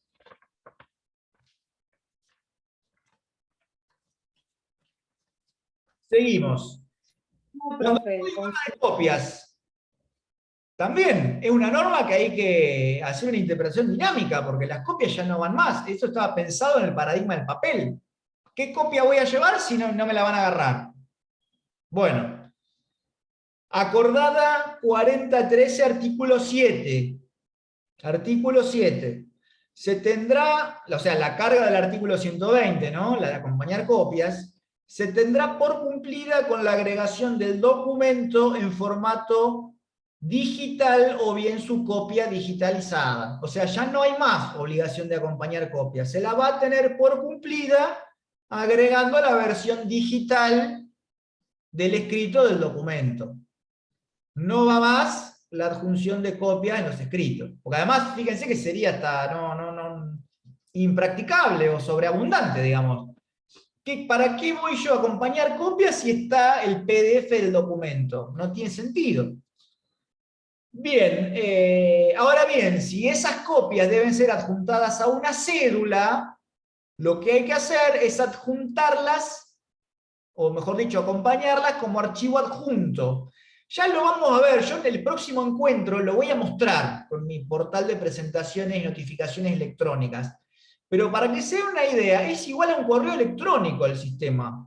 O sea, en el cuerpo, digamos, del editor de texto va el contenido de la cédula o de la notificación. Y como archivo adjunto, uno le va incorporando los documentos de los cuales les está dando traslado a la otra parte. O sea, mucho más sencillo y expeditivo. Y si fuera de papel, ustedes ya lo habrán escuchado, pero lo vamos a ver en la clase que viene, tampoco van documentos anexos. Se le incorpora un código QR que si vos los escaneás, se te abren los documentos en traslado. O sea que ya, por el lugar donde lo mires, ya no van más las copias del 120. Chao. Otra institución que hay que armonizarla, porque ya la verdad quedó, digamos, para casos muy marginales, el cargo. El cargo es la constancia de la fecha, de la hora en la que ingresa un escrito. Bueno, esto ya no se hace más como antes. Ahora, el portal de presentaciones electrónicas emite una constancia de la hora y del momento exacto en que se hizo la presentación. Entonces el cargo ya no va más. Chao. Bueno, los desgloses. Desglosar un escrito, desglosar documentación bajo el paradigma del papel era básicamente arrancarlo. Ustedes dirán, ¿cómo van a arrancar un escrito? Bueno, no es tan así. Por ejemplo, antes uno acompañaba siempre documentos originales, que muy válidamente uno quizás después lo necesitaba para otra cosa, qué sé yo, una escritura, un título automotor. Bueno, entonces uno llevaba una copia, el secretario la certificaba y se ordenaba el desglose de la documentación original, o sea, la sacan del expediente de papel y te la dan a la mano. Bueno, eso, digamos, en lo virtual hay que acomodarlo también, porque ¿qué documento va a desglosar si no están mal los originales? Bueno, eso está previsto en la 3975, artículo 15. Si hubiera que desglosar alguna pieza procesal, es decir, retirarla, sacarla del expediente electrónico, lo que van a hacer es retirarla del sistema.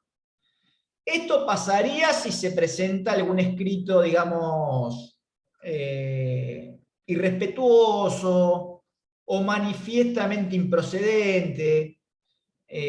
Vamos a suponer que se contesta un traslado que no debió contestarse porque no estaba otorgado. O sea, es muy fino, pero si hubiera que hacer algún desglose electrónico, se puede hacer. Se quita del sistema. Lo mismo que con los testados. Testado es cuando mandan a tachar alguna frase. Eso está en el artículo 16 de la 3975. Se manda a testar y lo suben de vuelta al escrito. Esto lo hace el secretario. O sea, quitan al escrito que hay que testar, le tiran una línea, que no sé cómo la harán, con el Word, no sé, con algún programa de edición de texto, y se vuelve a cargar testado, tachado. Testar es tachar. Antes esto se hacía con la mano, o sea, de una lapicera la tachaban y le ponían una nota. Se han testado las páginas tal a tal o el párrafo tal de la hoja tal. O sea, salía un despacho que decía, mándese a testar los párrafos 3 y 4 por injuriosos e irrespetuosos de la foja 45. Bueno, el secretario o el auxiliar letrado iban, lo tachaban y dejaban una nota como constancia de que se realizó la orden judicial. Bueno, eso no va más, porque el papel ya fue.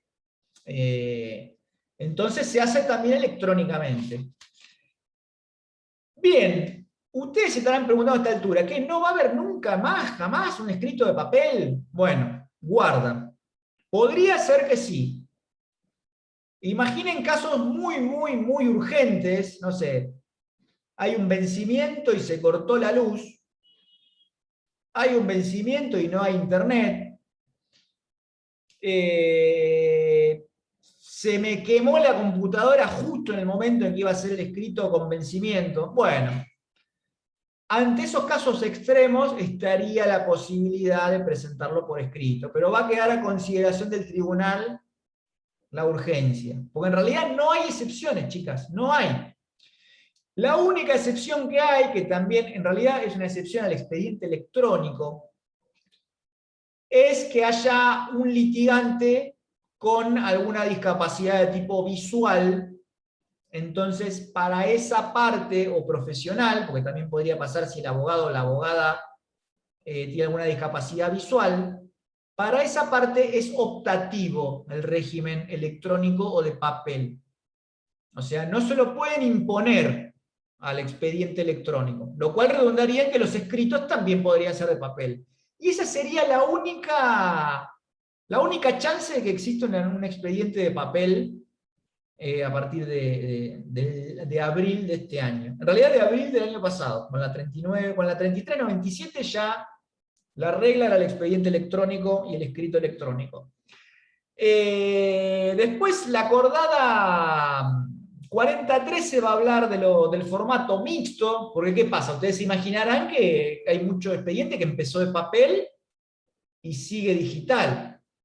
Bueno, sí, hay expedientes mixtos. Los tilda así, habla de expedientes mixtos. ¿Qué son los que se hayan iniciado antes de la vigencia de la acordada 3075? Y me estoy refiriendo al 27 de abril del año 20. Esos expedientes son mixtos. Y finalmente, ¿cuáles serían los de papel? Bueno, de papel no existen más, pero serían los iniciados y terminados antes del 1 de junio de 2018, que fue cuando salió la obligatoriedad de hacer todas las presentaciones electrónicas, más allá de si después debía acompañarse el papel o no. La verdad es que los de papel puro, digámoslo así, fueron los iniciados y terminados antes del 1 de junio de 2018, porque indefectiblemente después de esa época serían mixtos, porque tendrían parte de papel, parte electrónica y de papel. Repito, el expediente por reglas electrónico, acordada 3975, artículo 11. Existen expedientes mixtos, que son los que son parte papel y parte electrónico. Esos van a ser los iniciados y que tengan actividad, o sea, iniciados y que sean activos, porque si son iniciados y terminados antes de la acordada, empezaron y murieron de papel, ¿no? Los mixtos son los que tengan inicio antes del 27 de abril del 2020. ¿Por qué digo antes del 27 de abril del 2020 y no antes del 1 de junio del 2018? Porque la acordada de presentaciones electrónicas de 1 de junio de 2018 es la que decía que había que acompañar el papel y después subirlo, o bien hacer la presentación electrónica y después acompañar el papel, lo que redunda en que era todo de papel también, sin perjuicio de que también eso se reflejaba en el sistema de presentaciones electrónicas. O sea, redundaba en papel. La novedad a partir de abril del 2020 es la prohibición, porque fíjense hasta dónde avanza la norma, la prohibición de ingresar escrito de papel. O sea, el juzgado no te va a recibir papel. Salvo que vos vayas desesperado a la mesa de entrada y le digas, mirá, loco, se me cortó internet, me explotó la computadora, se cayó el sistema, man, recibímelo porque vence a las 11:59. Sería la única posibilidad de meter un escrito de papel. O la excepción que dijimos recién, ¿no? Que tenga alguna discapacidad visual y así lo argumentes y te dejen usar el expediente puro de papel. Después, chicas, hay cuestiones que solo se pueden predicar del papel y que nosotros no lo vamos a ver, porque ya me parece, no quiero replicar paradigmas viejos, aunque solo sea por, digamos, comentar la ultraactividad de la norma en función de que todavía hay dando vuelta expediente de papel. Me refiero concretamente a custodia de expediente de papel, consulta de expediente de papel. Eso está regulado en la ley 5.177, artículos 109 a 115. Me refiero a las normas que hablan sobre el préstamo y el extravío, artículos 127, 128, y la resolución 854 de Corte, que es la que reglamenta el préstamo, consulta, custodia y extravío. Procedimiento de reconstrucción, artículo 129. Todo esto es predicable del papel, así que chicas, léanlo, pero yo acá no lo voy a... Ya está, léanlo, se los dejo para que lo vean en sus casas. Lo mismo que la paralización, el archivo y la destrucción, esto solo puede predicarse del papel. Eso lo van a encontrar en la acordada 3397 a partir del artículo 67, o sea, son las mismas normas que hablaban del archivo.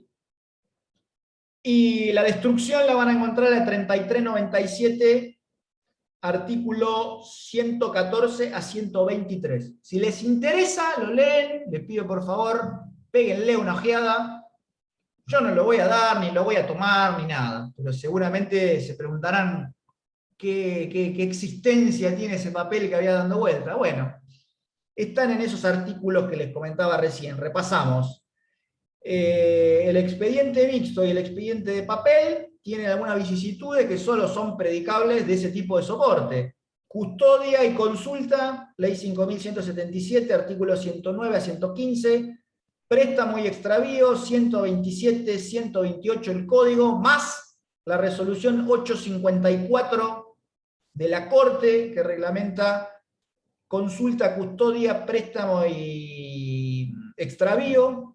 Reconstrucción de expedientes, artículos 120, 130, paralización, archivo y destrucción, artículos 67 a 138 del acuerdo 3397, y la destrucción, artículos 114 a 123 de la misma acordada. Doy por cerrado el tema escritos. Audiencias.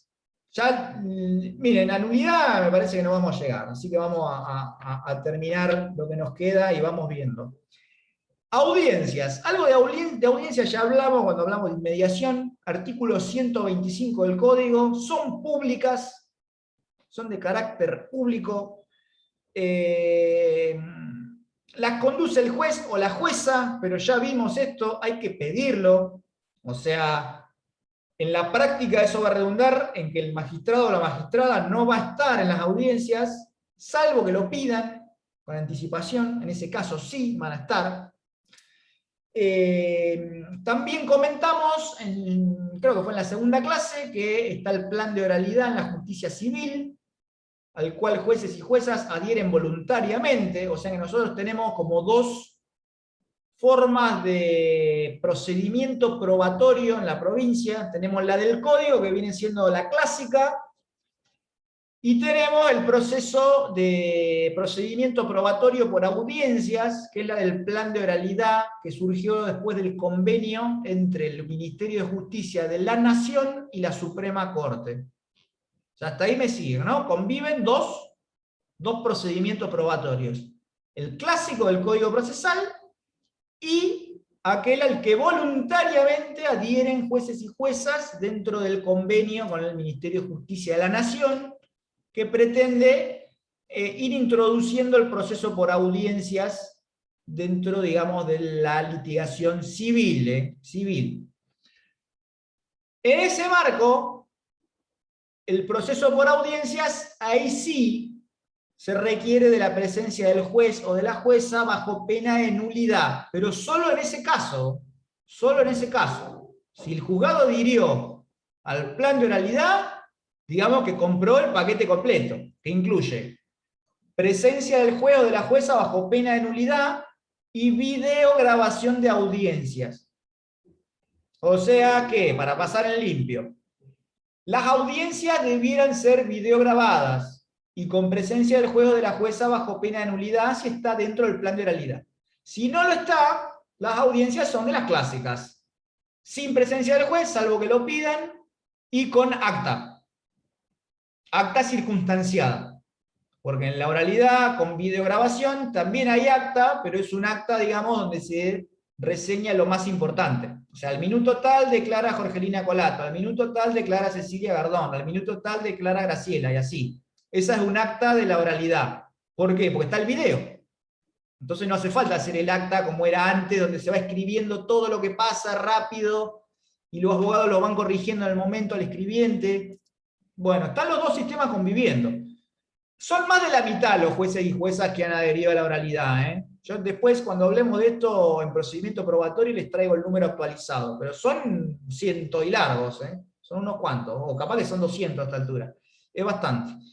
Bien, audiencia videograbada, presencia del juez. Ahora bien, ¿qué ha pasado después de abril, mayo, junio del año pasado? Hoy nombraba la acordada 480. Bueno, acuerdo 480...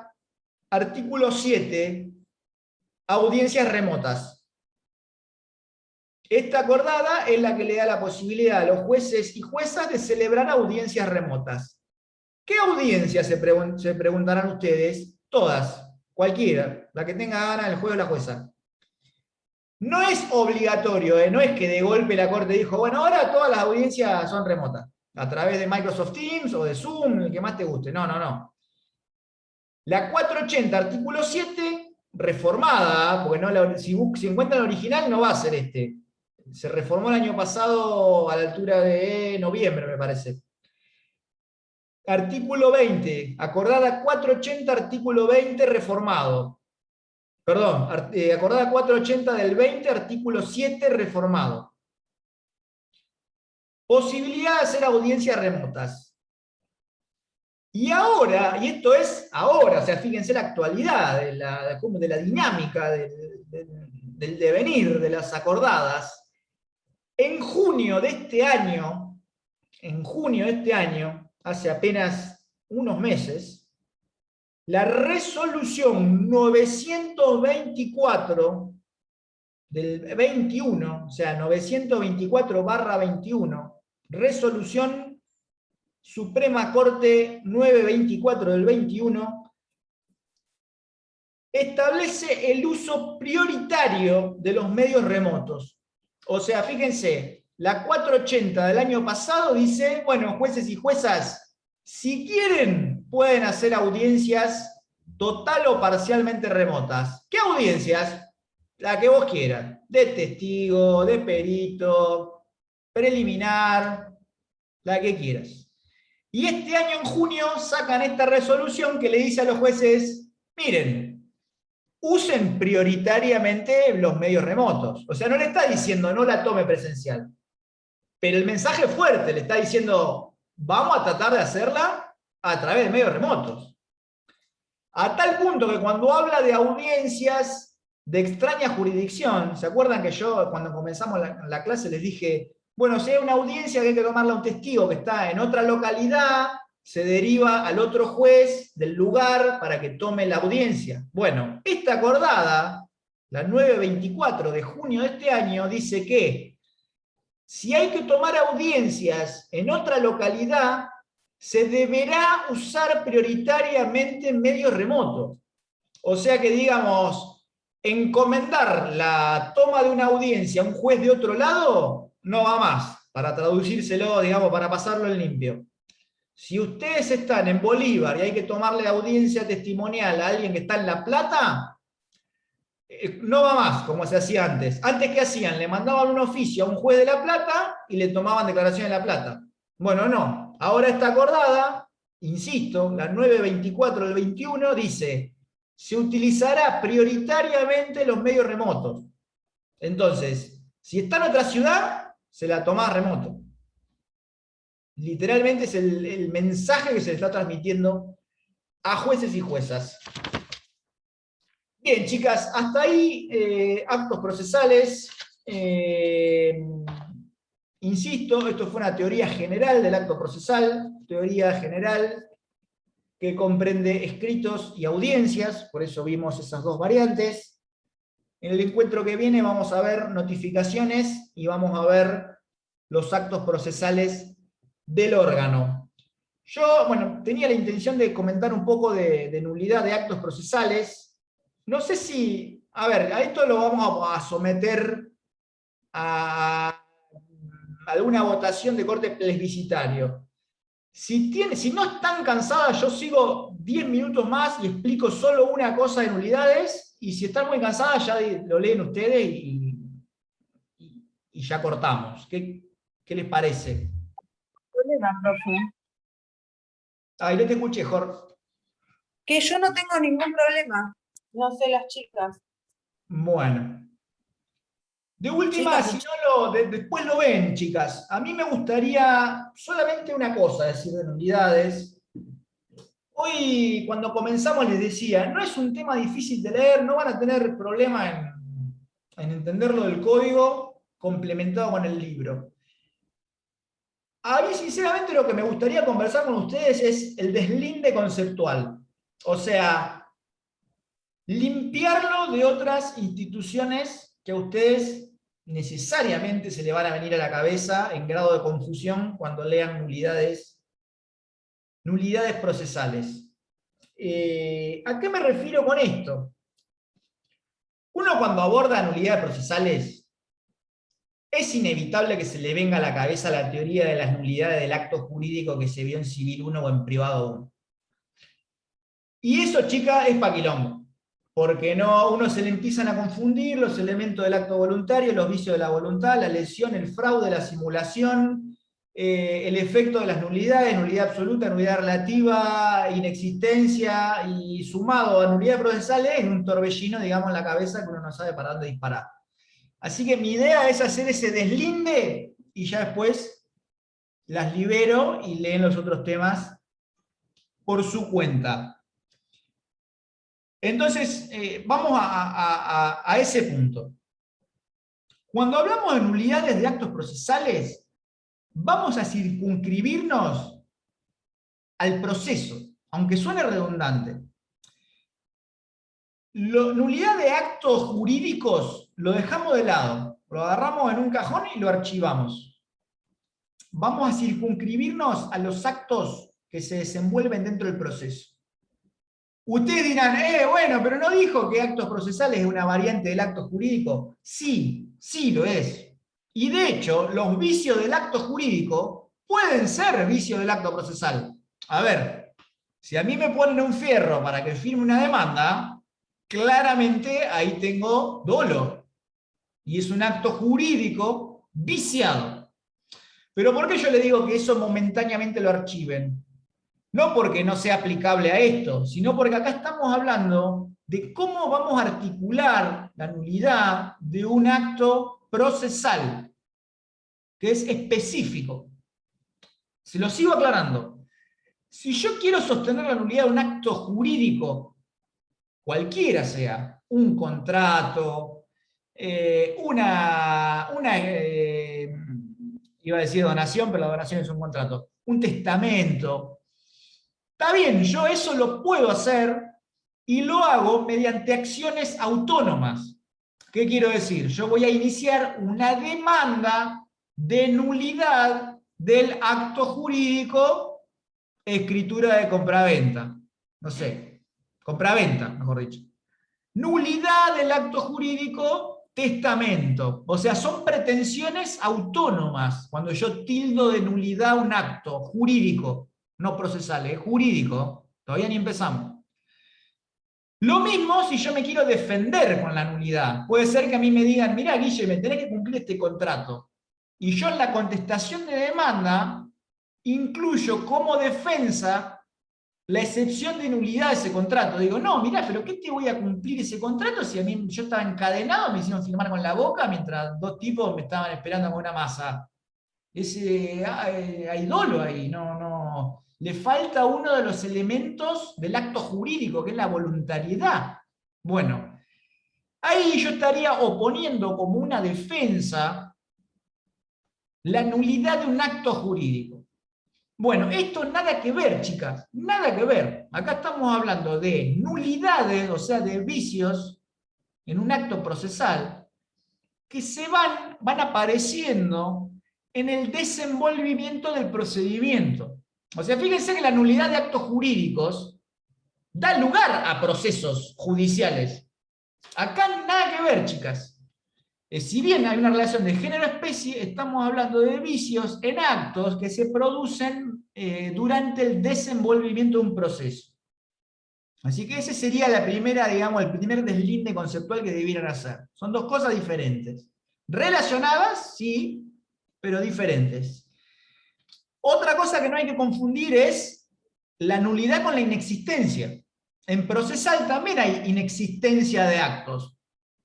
Y esto es cuando no tiene ninguno de los requisitos del acto procesal. Por ejemplo, un escrito sin firma.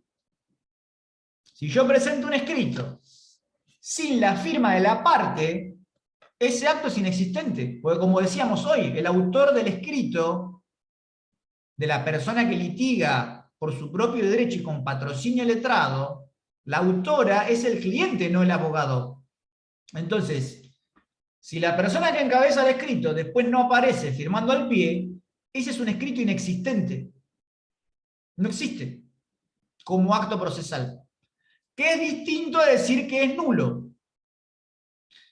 Guille, ¿la nulidad es distinta en el procesal 2 que en el administrativo 1? Y sí, porque acá hablamos de nulidades procesales, en administrativo 1 hablamos de nulidad de actos. Fíjate vos qué buen ejemplo. Porque la nulidad de actos administrativos es una pretensión del fuero contencioso administrativo, o sea, es una demanda.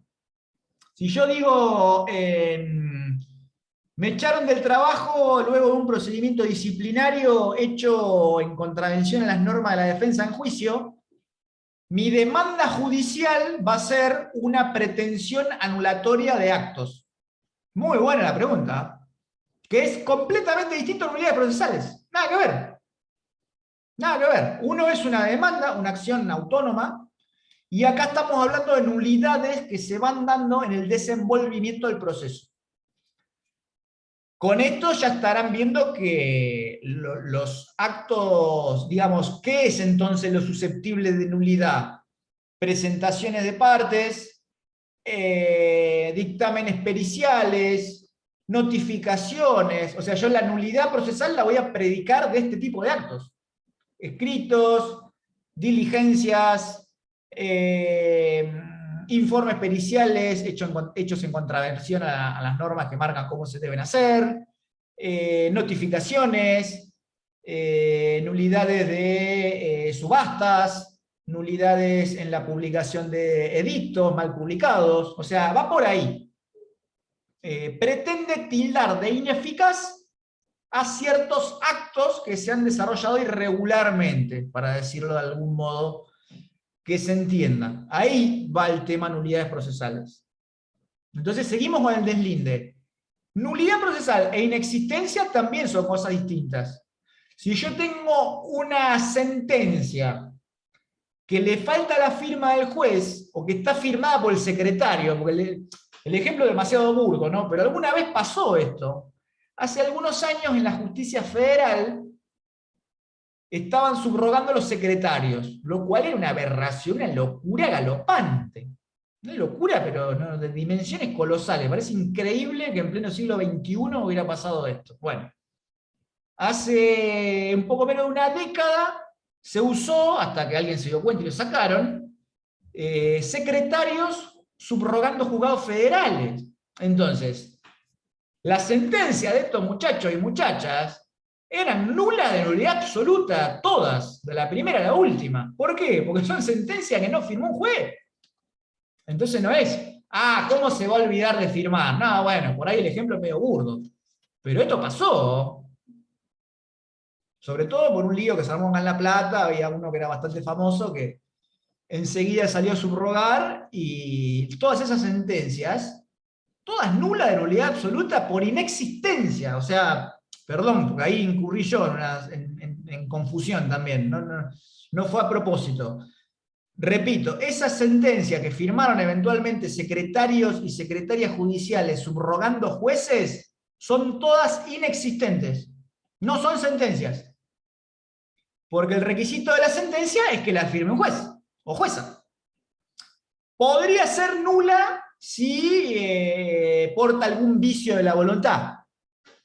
Si se descubre que el juez firmó bajo coacción, amenaza o dolo, bueno, podríamos tener una sentencia nula, sí. Pero, digamos, si la firma alguien que no es juez, es inexistente, como que la firme yo, chicas, no existe. Es un acto procesal inexistente. Seguimos adelante con el deslinde conceptual. Guarda respecto de las formas para alegar la nulidad. Guarda. ¿Por qué le digo esto? Porque las nulidades procesales en el transcurso de la instancia solo se pueden alegar mediante el incidente, que es el incidente de nulidad.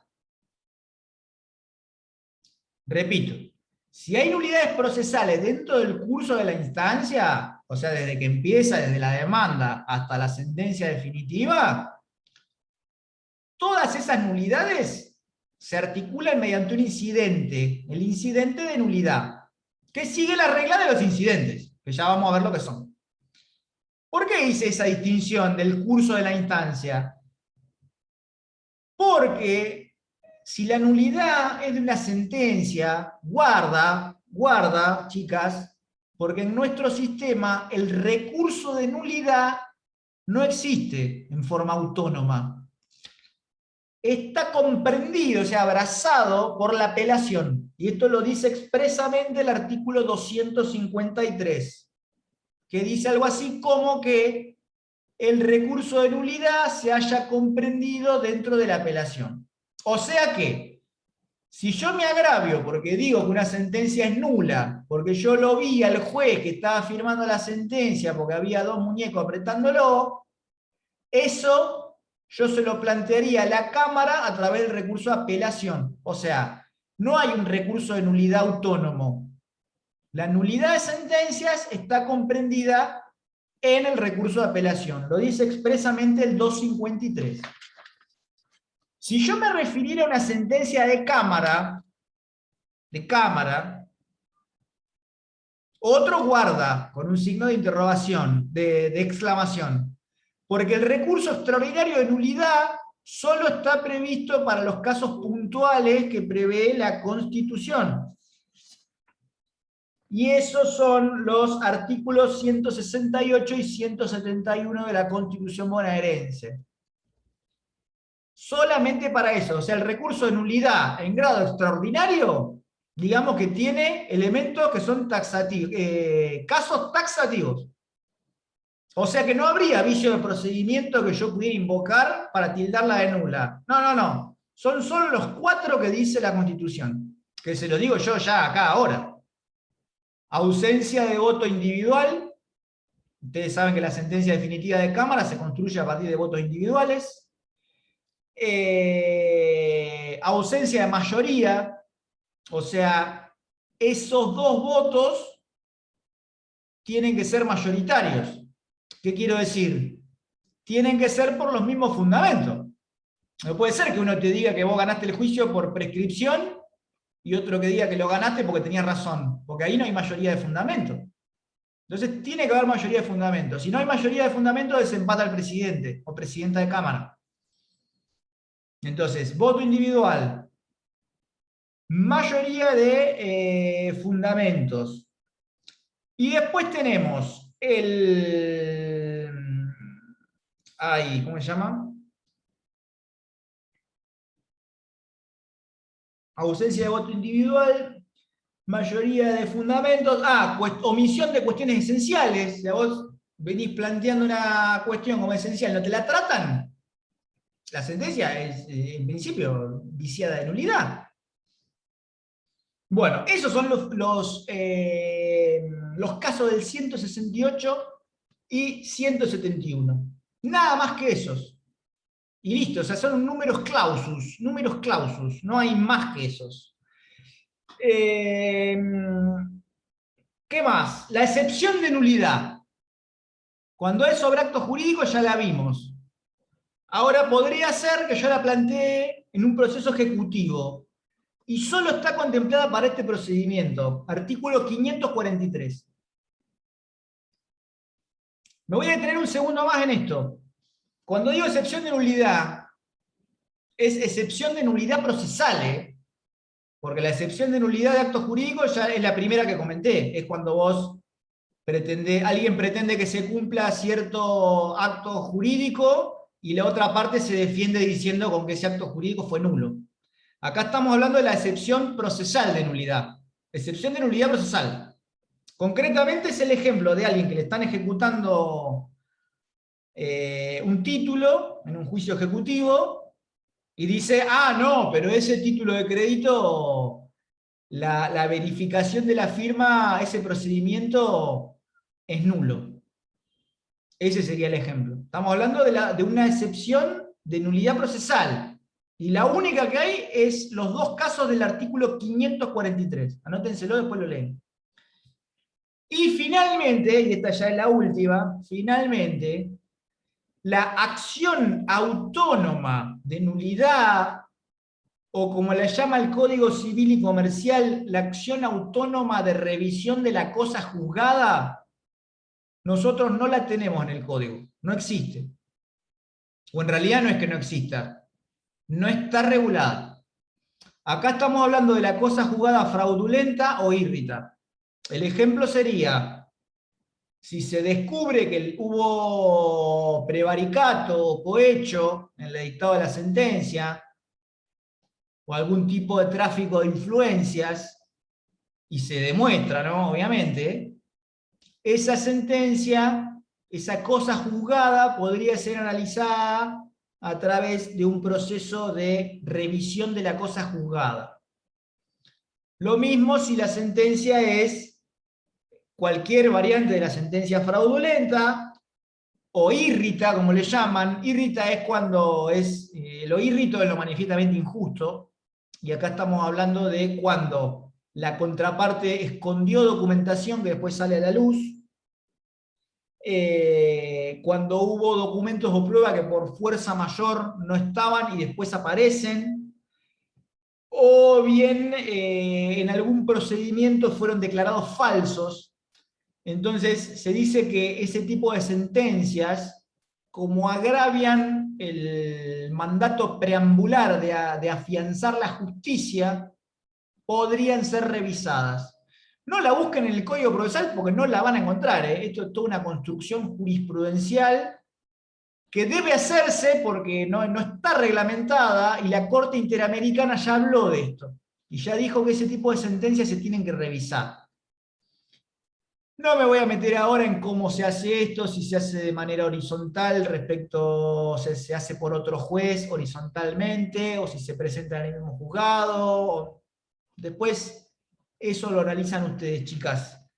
Pero digamos, la acción autónoma de revisión de la cosa juzgada, fraudulenta o írrita existe, no está reglamentada en nuestro código, se presenta en estos casos que comentamos recién, y aparece nombrada, porque solo aparece nombrada, no la regula, en el artículo 2564 del Código Civil. Repito, aparece nombrada en el artículo 2564 del Código Civil y Comercial cuando habla de plazos de prescripción. Dice que la acción autónoma de revisión de la cosa juzgada va a prescribir al año. Y después, ahí la doctrina se pregunta, ¿al año de qué? ¿No? ¿Al año de dictada? ¿Al año de que apareció el documento que la contraparte tenía escondido abajo del colchón? ¿Un año después de que se descubrió que hubo prevaricato, cohecho, tráfico de influencia por parte del juez? Bueno, eso es polémica porque la norma no lo dice. Bueno, chicas, hasta ahí lo que yo quería comentarles un poco del deslinde conceptual. El resto no van a tener problema en leerlo, me refiero concretamente a las condiciones que deben darse para que se declare una nulidad, a los efectos de las nulidades, eso se lo dejo para que ustedes lo lean. ¿Se entendió más o menos lo último sobre nulidades? Tengan bien en cuenta ese deslinde. Nulidad de actos jurídicos, hay una relación de género-especie con nulidades procesales, pero enfoquémonos en las nulidades procesales, o sea, en las nulidades que se producen en el desenvolvimiento del proceso. Esa es la manera, digamos, de no confundirlos, porque tiene reglas propias, es por eso. No hay nulidades absolutas dentro del proceso. Las nulidades son convalidables, o sea que la otra parte la puede consentir. Si a mí me dan traslado de demanda por paloma mensajera y yo me presenté y contesté la demanda, después no puedo decir que es nula, porque el fin que tenía esa notificación se cumplió. Más vale que la ley dice que la demanda se da traslado por cédula, pero a mí me diste traslado por código Morse y yo la contesté, entonces ¿qué voy a decir? ¿Que es nula? Si, digamos, la defensa en juicio, que es el valor número 1 que está atrás de todo el sistema de nulidades, se cumplió y la finalidad del acto no se vio perjudicada, no hay nulidad. Entonces tiene, digamos, un régimen y características que le son propias. Por eso es que hay que deslindar la nulidad de acto de la nulidad procesal. Y después, dentro del proceso, todas estas diferenciaciones que hicimos, ¿no? No es lo mismo el recurso de nulidad que el incidente de nulidad, que la acción de revisión de la cosa juzgada, o como le llaman a veces, acción de nulidad de total o parcial de un proceso. Porque esto en Palacio lo van a encontrar así el tema. Nulidad total o parcial de un proceso, completo, digámoslo así. Entonces, teniendo en cuenta esas distinciones, después no van a tener problema en leer lo otro. Chicas, ahora sí no las torturo más. ¿Consultas, preguntas? Jor, vos que te sumaste más tarde, el trabajo anduvo flojo, así que podés enviarlo de vuelta, no hay problema. Sí. Con Cecilia, que también lo mandó, estuvimos haciendo ahí una pequeña devolución. La tuya, si después querés, te mando por privado, así no, digamos, no extendemos mucho la clase. Pero si querés, podés enviarlo de nuevo, porque la idea es practicar, no que, digamos, matarlas en el trabajo. Era hasta Bueno, el profe, a mí 28. a ver más o menos en qué me equivoqué. Bueno, después te escribo y te mando. Así no extendemos mucho más la clase. Con Cecilia ya la hicimos, digamos, en vivo. Pero después, si querés, te voy haciendo acotaciones personales. ¿Te parece Dale. bien, Jor? Con esa salvedad, podés enviarlo de vuelta. Total, el plazo era hasta el 28. No te voy a decir la Listo. respuesta, pero digamos, te voy a decir más o menos dónde le pifiaste para que puedas hacerlo nuevamente. ¿Te parece bien? Muchas gracias. Sí, sí. Bueno, chicas, les mando un abrazo grande. Si tienen dudas o consultas, estamos el miércoles que viene o me mandan ahí a través del grupo. No hay ningún tipo de problema. Y bueno, nos encontramos el miércoles que viene, vamos con notificaciones y con resoluciones judiciales. Les mando un beso grande, después les subo el video. Gracias. Adiós.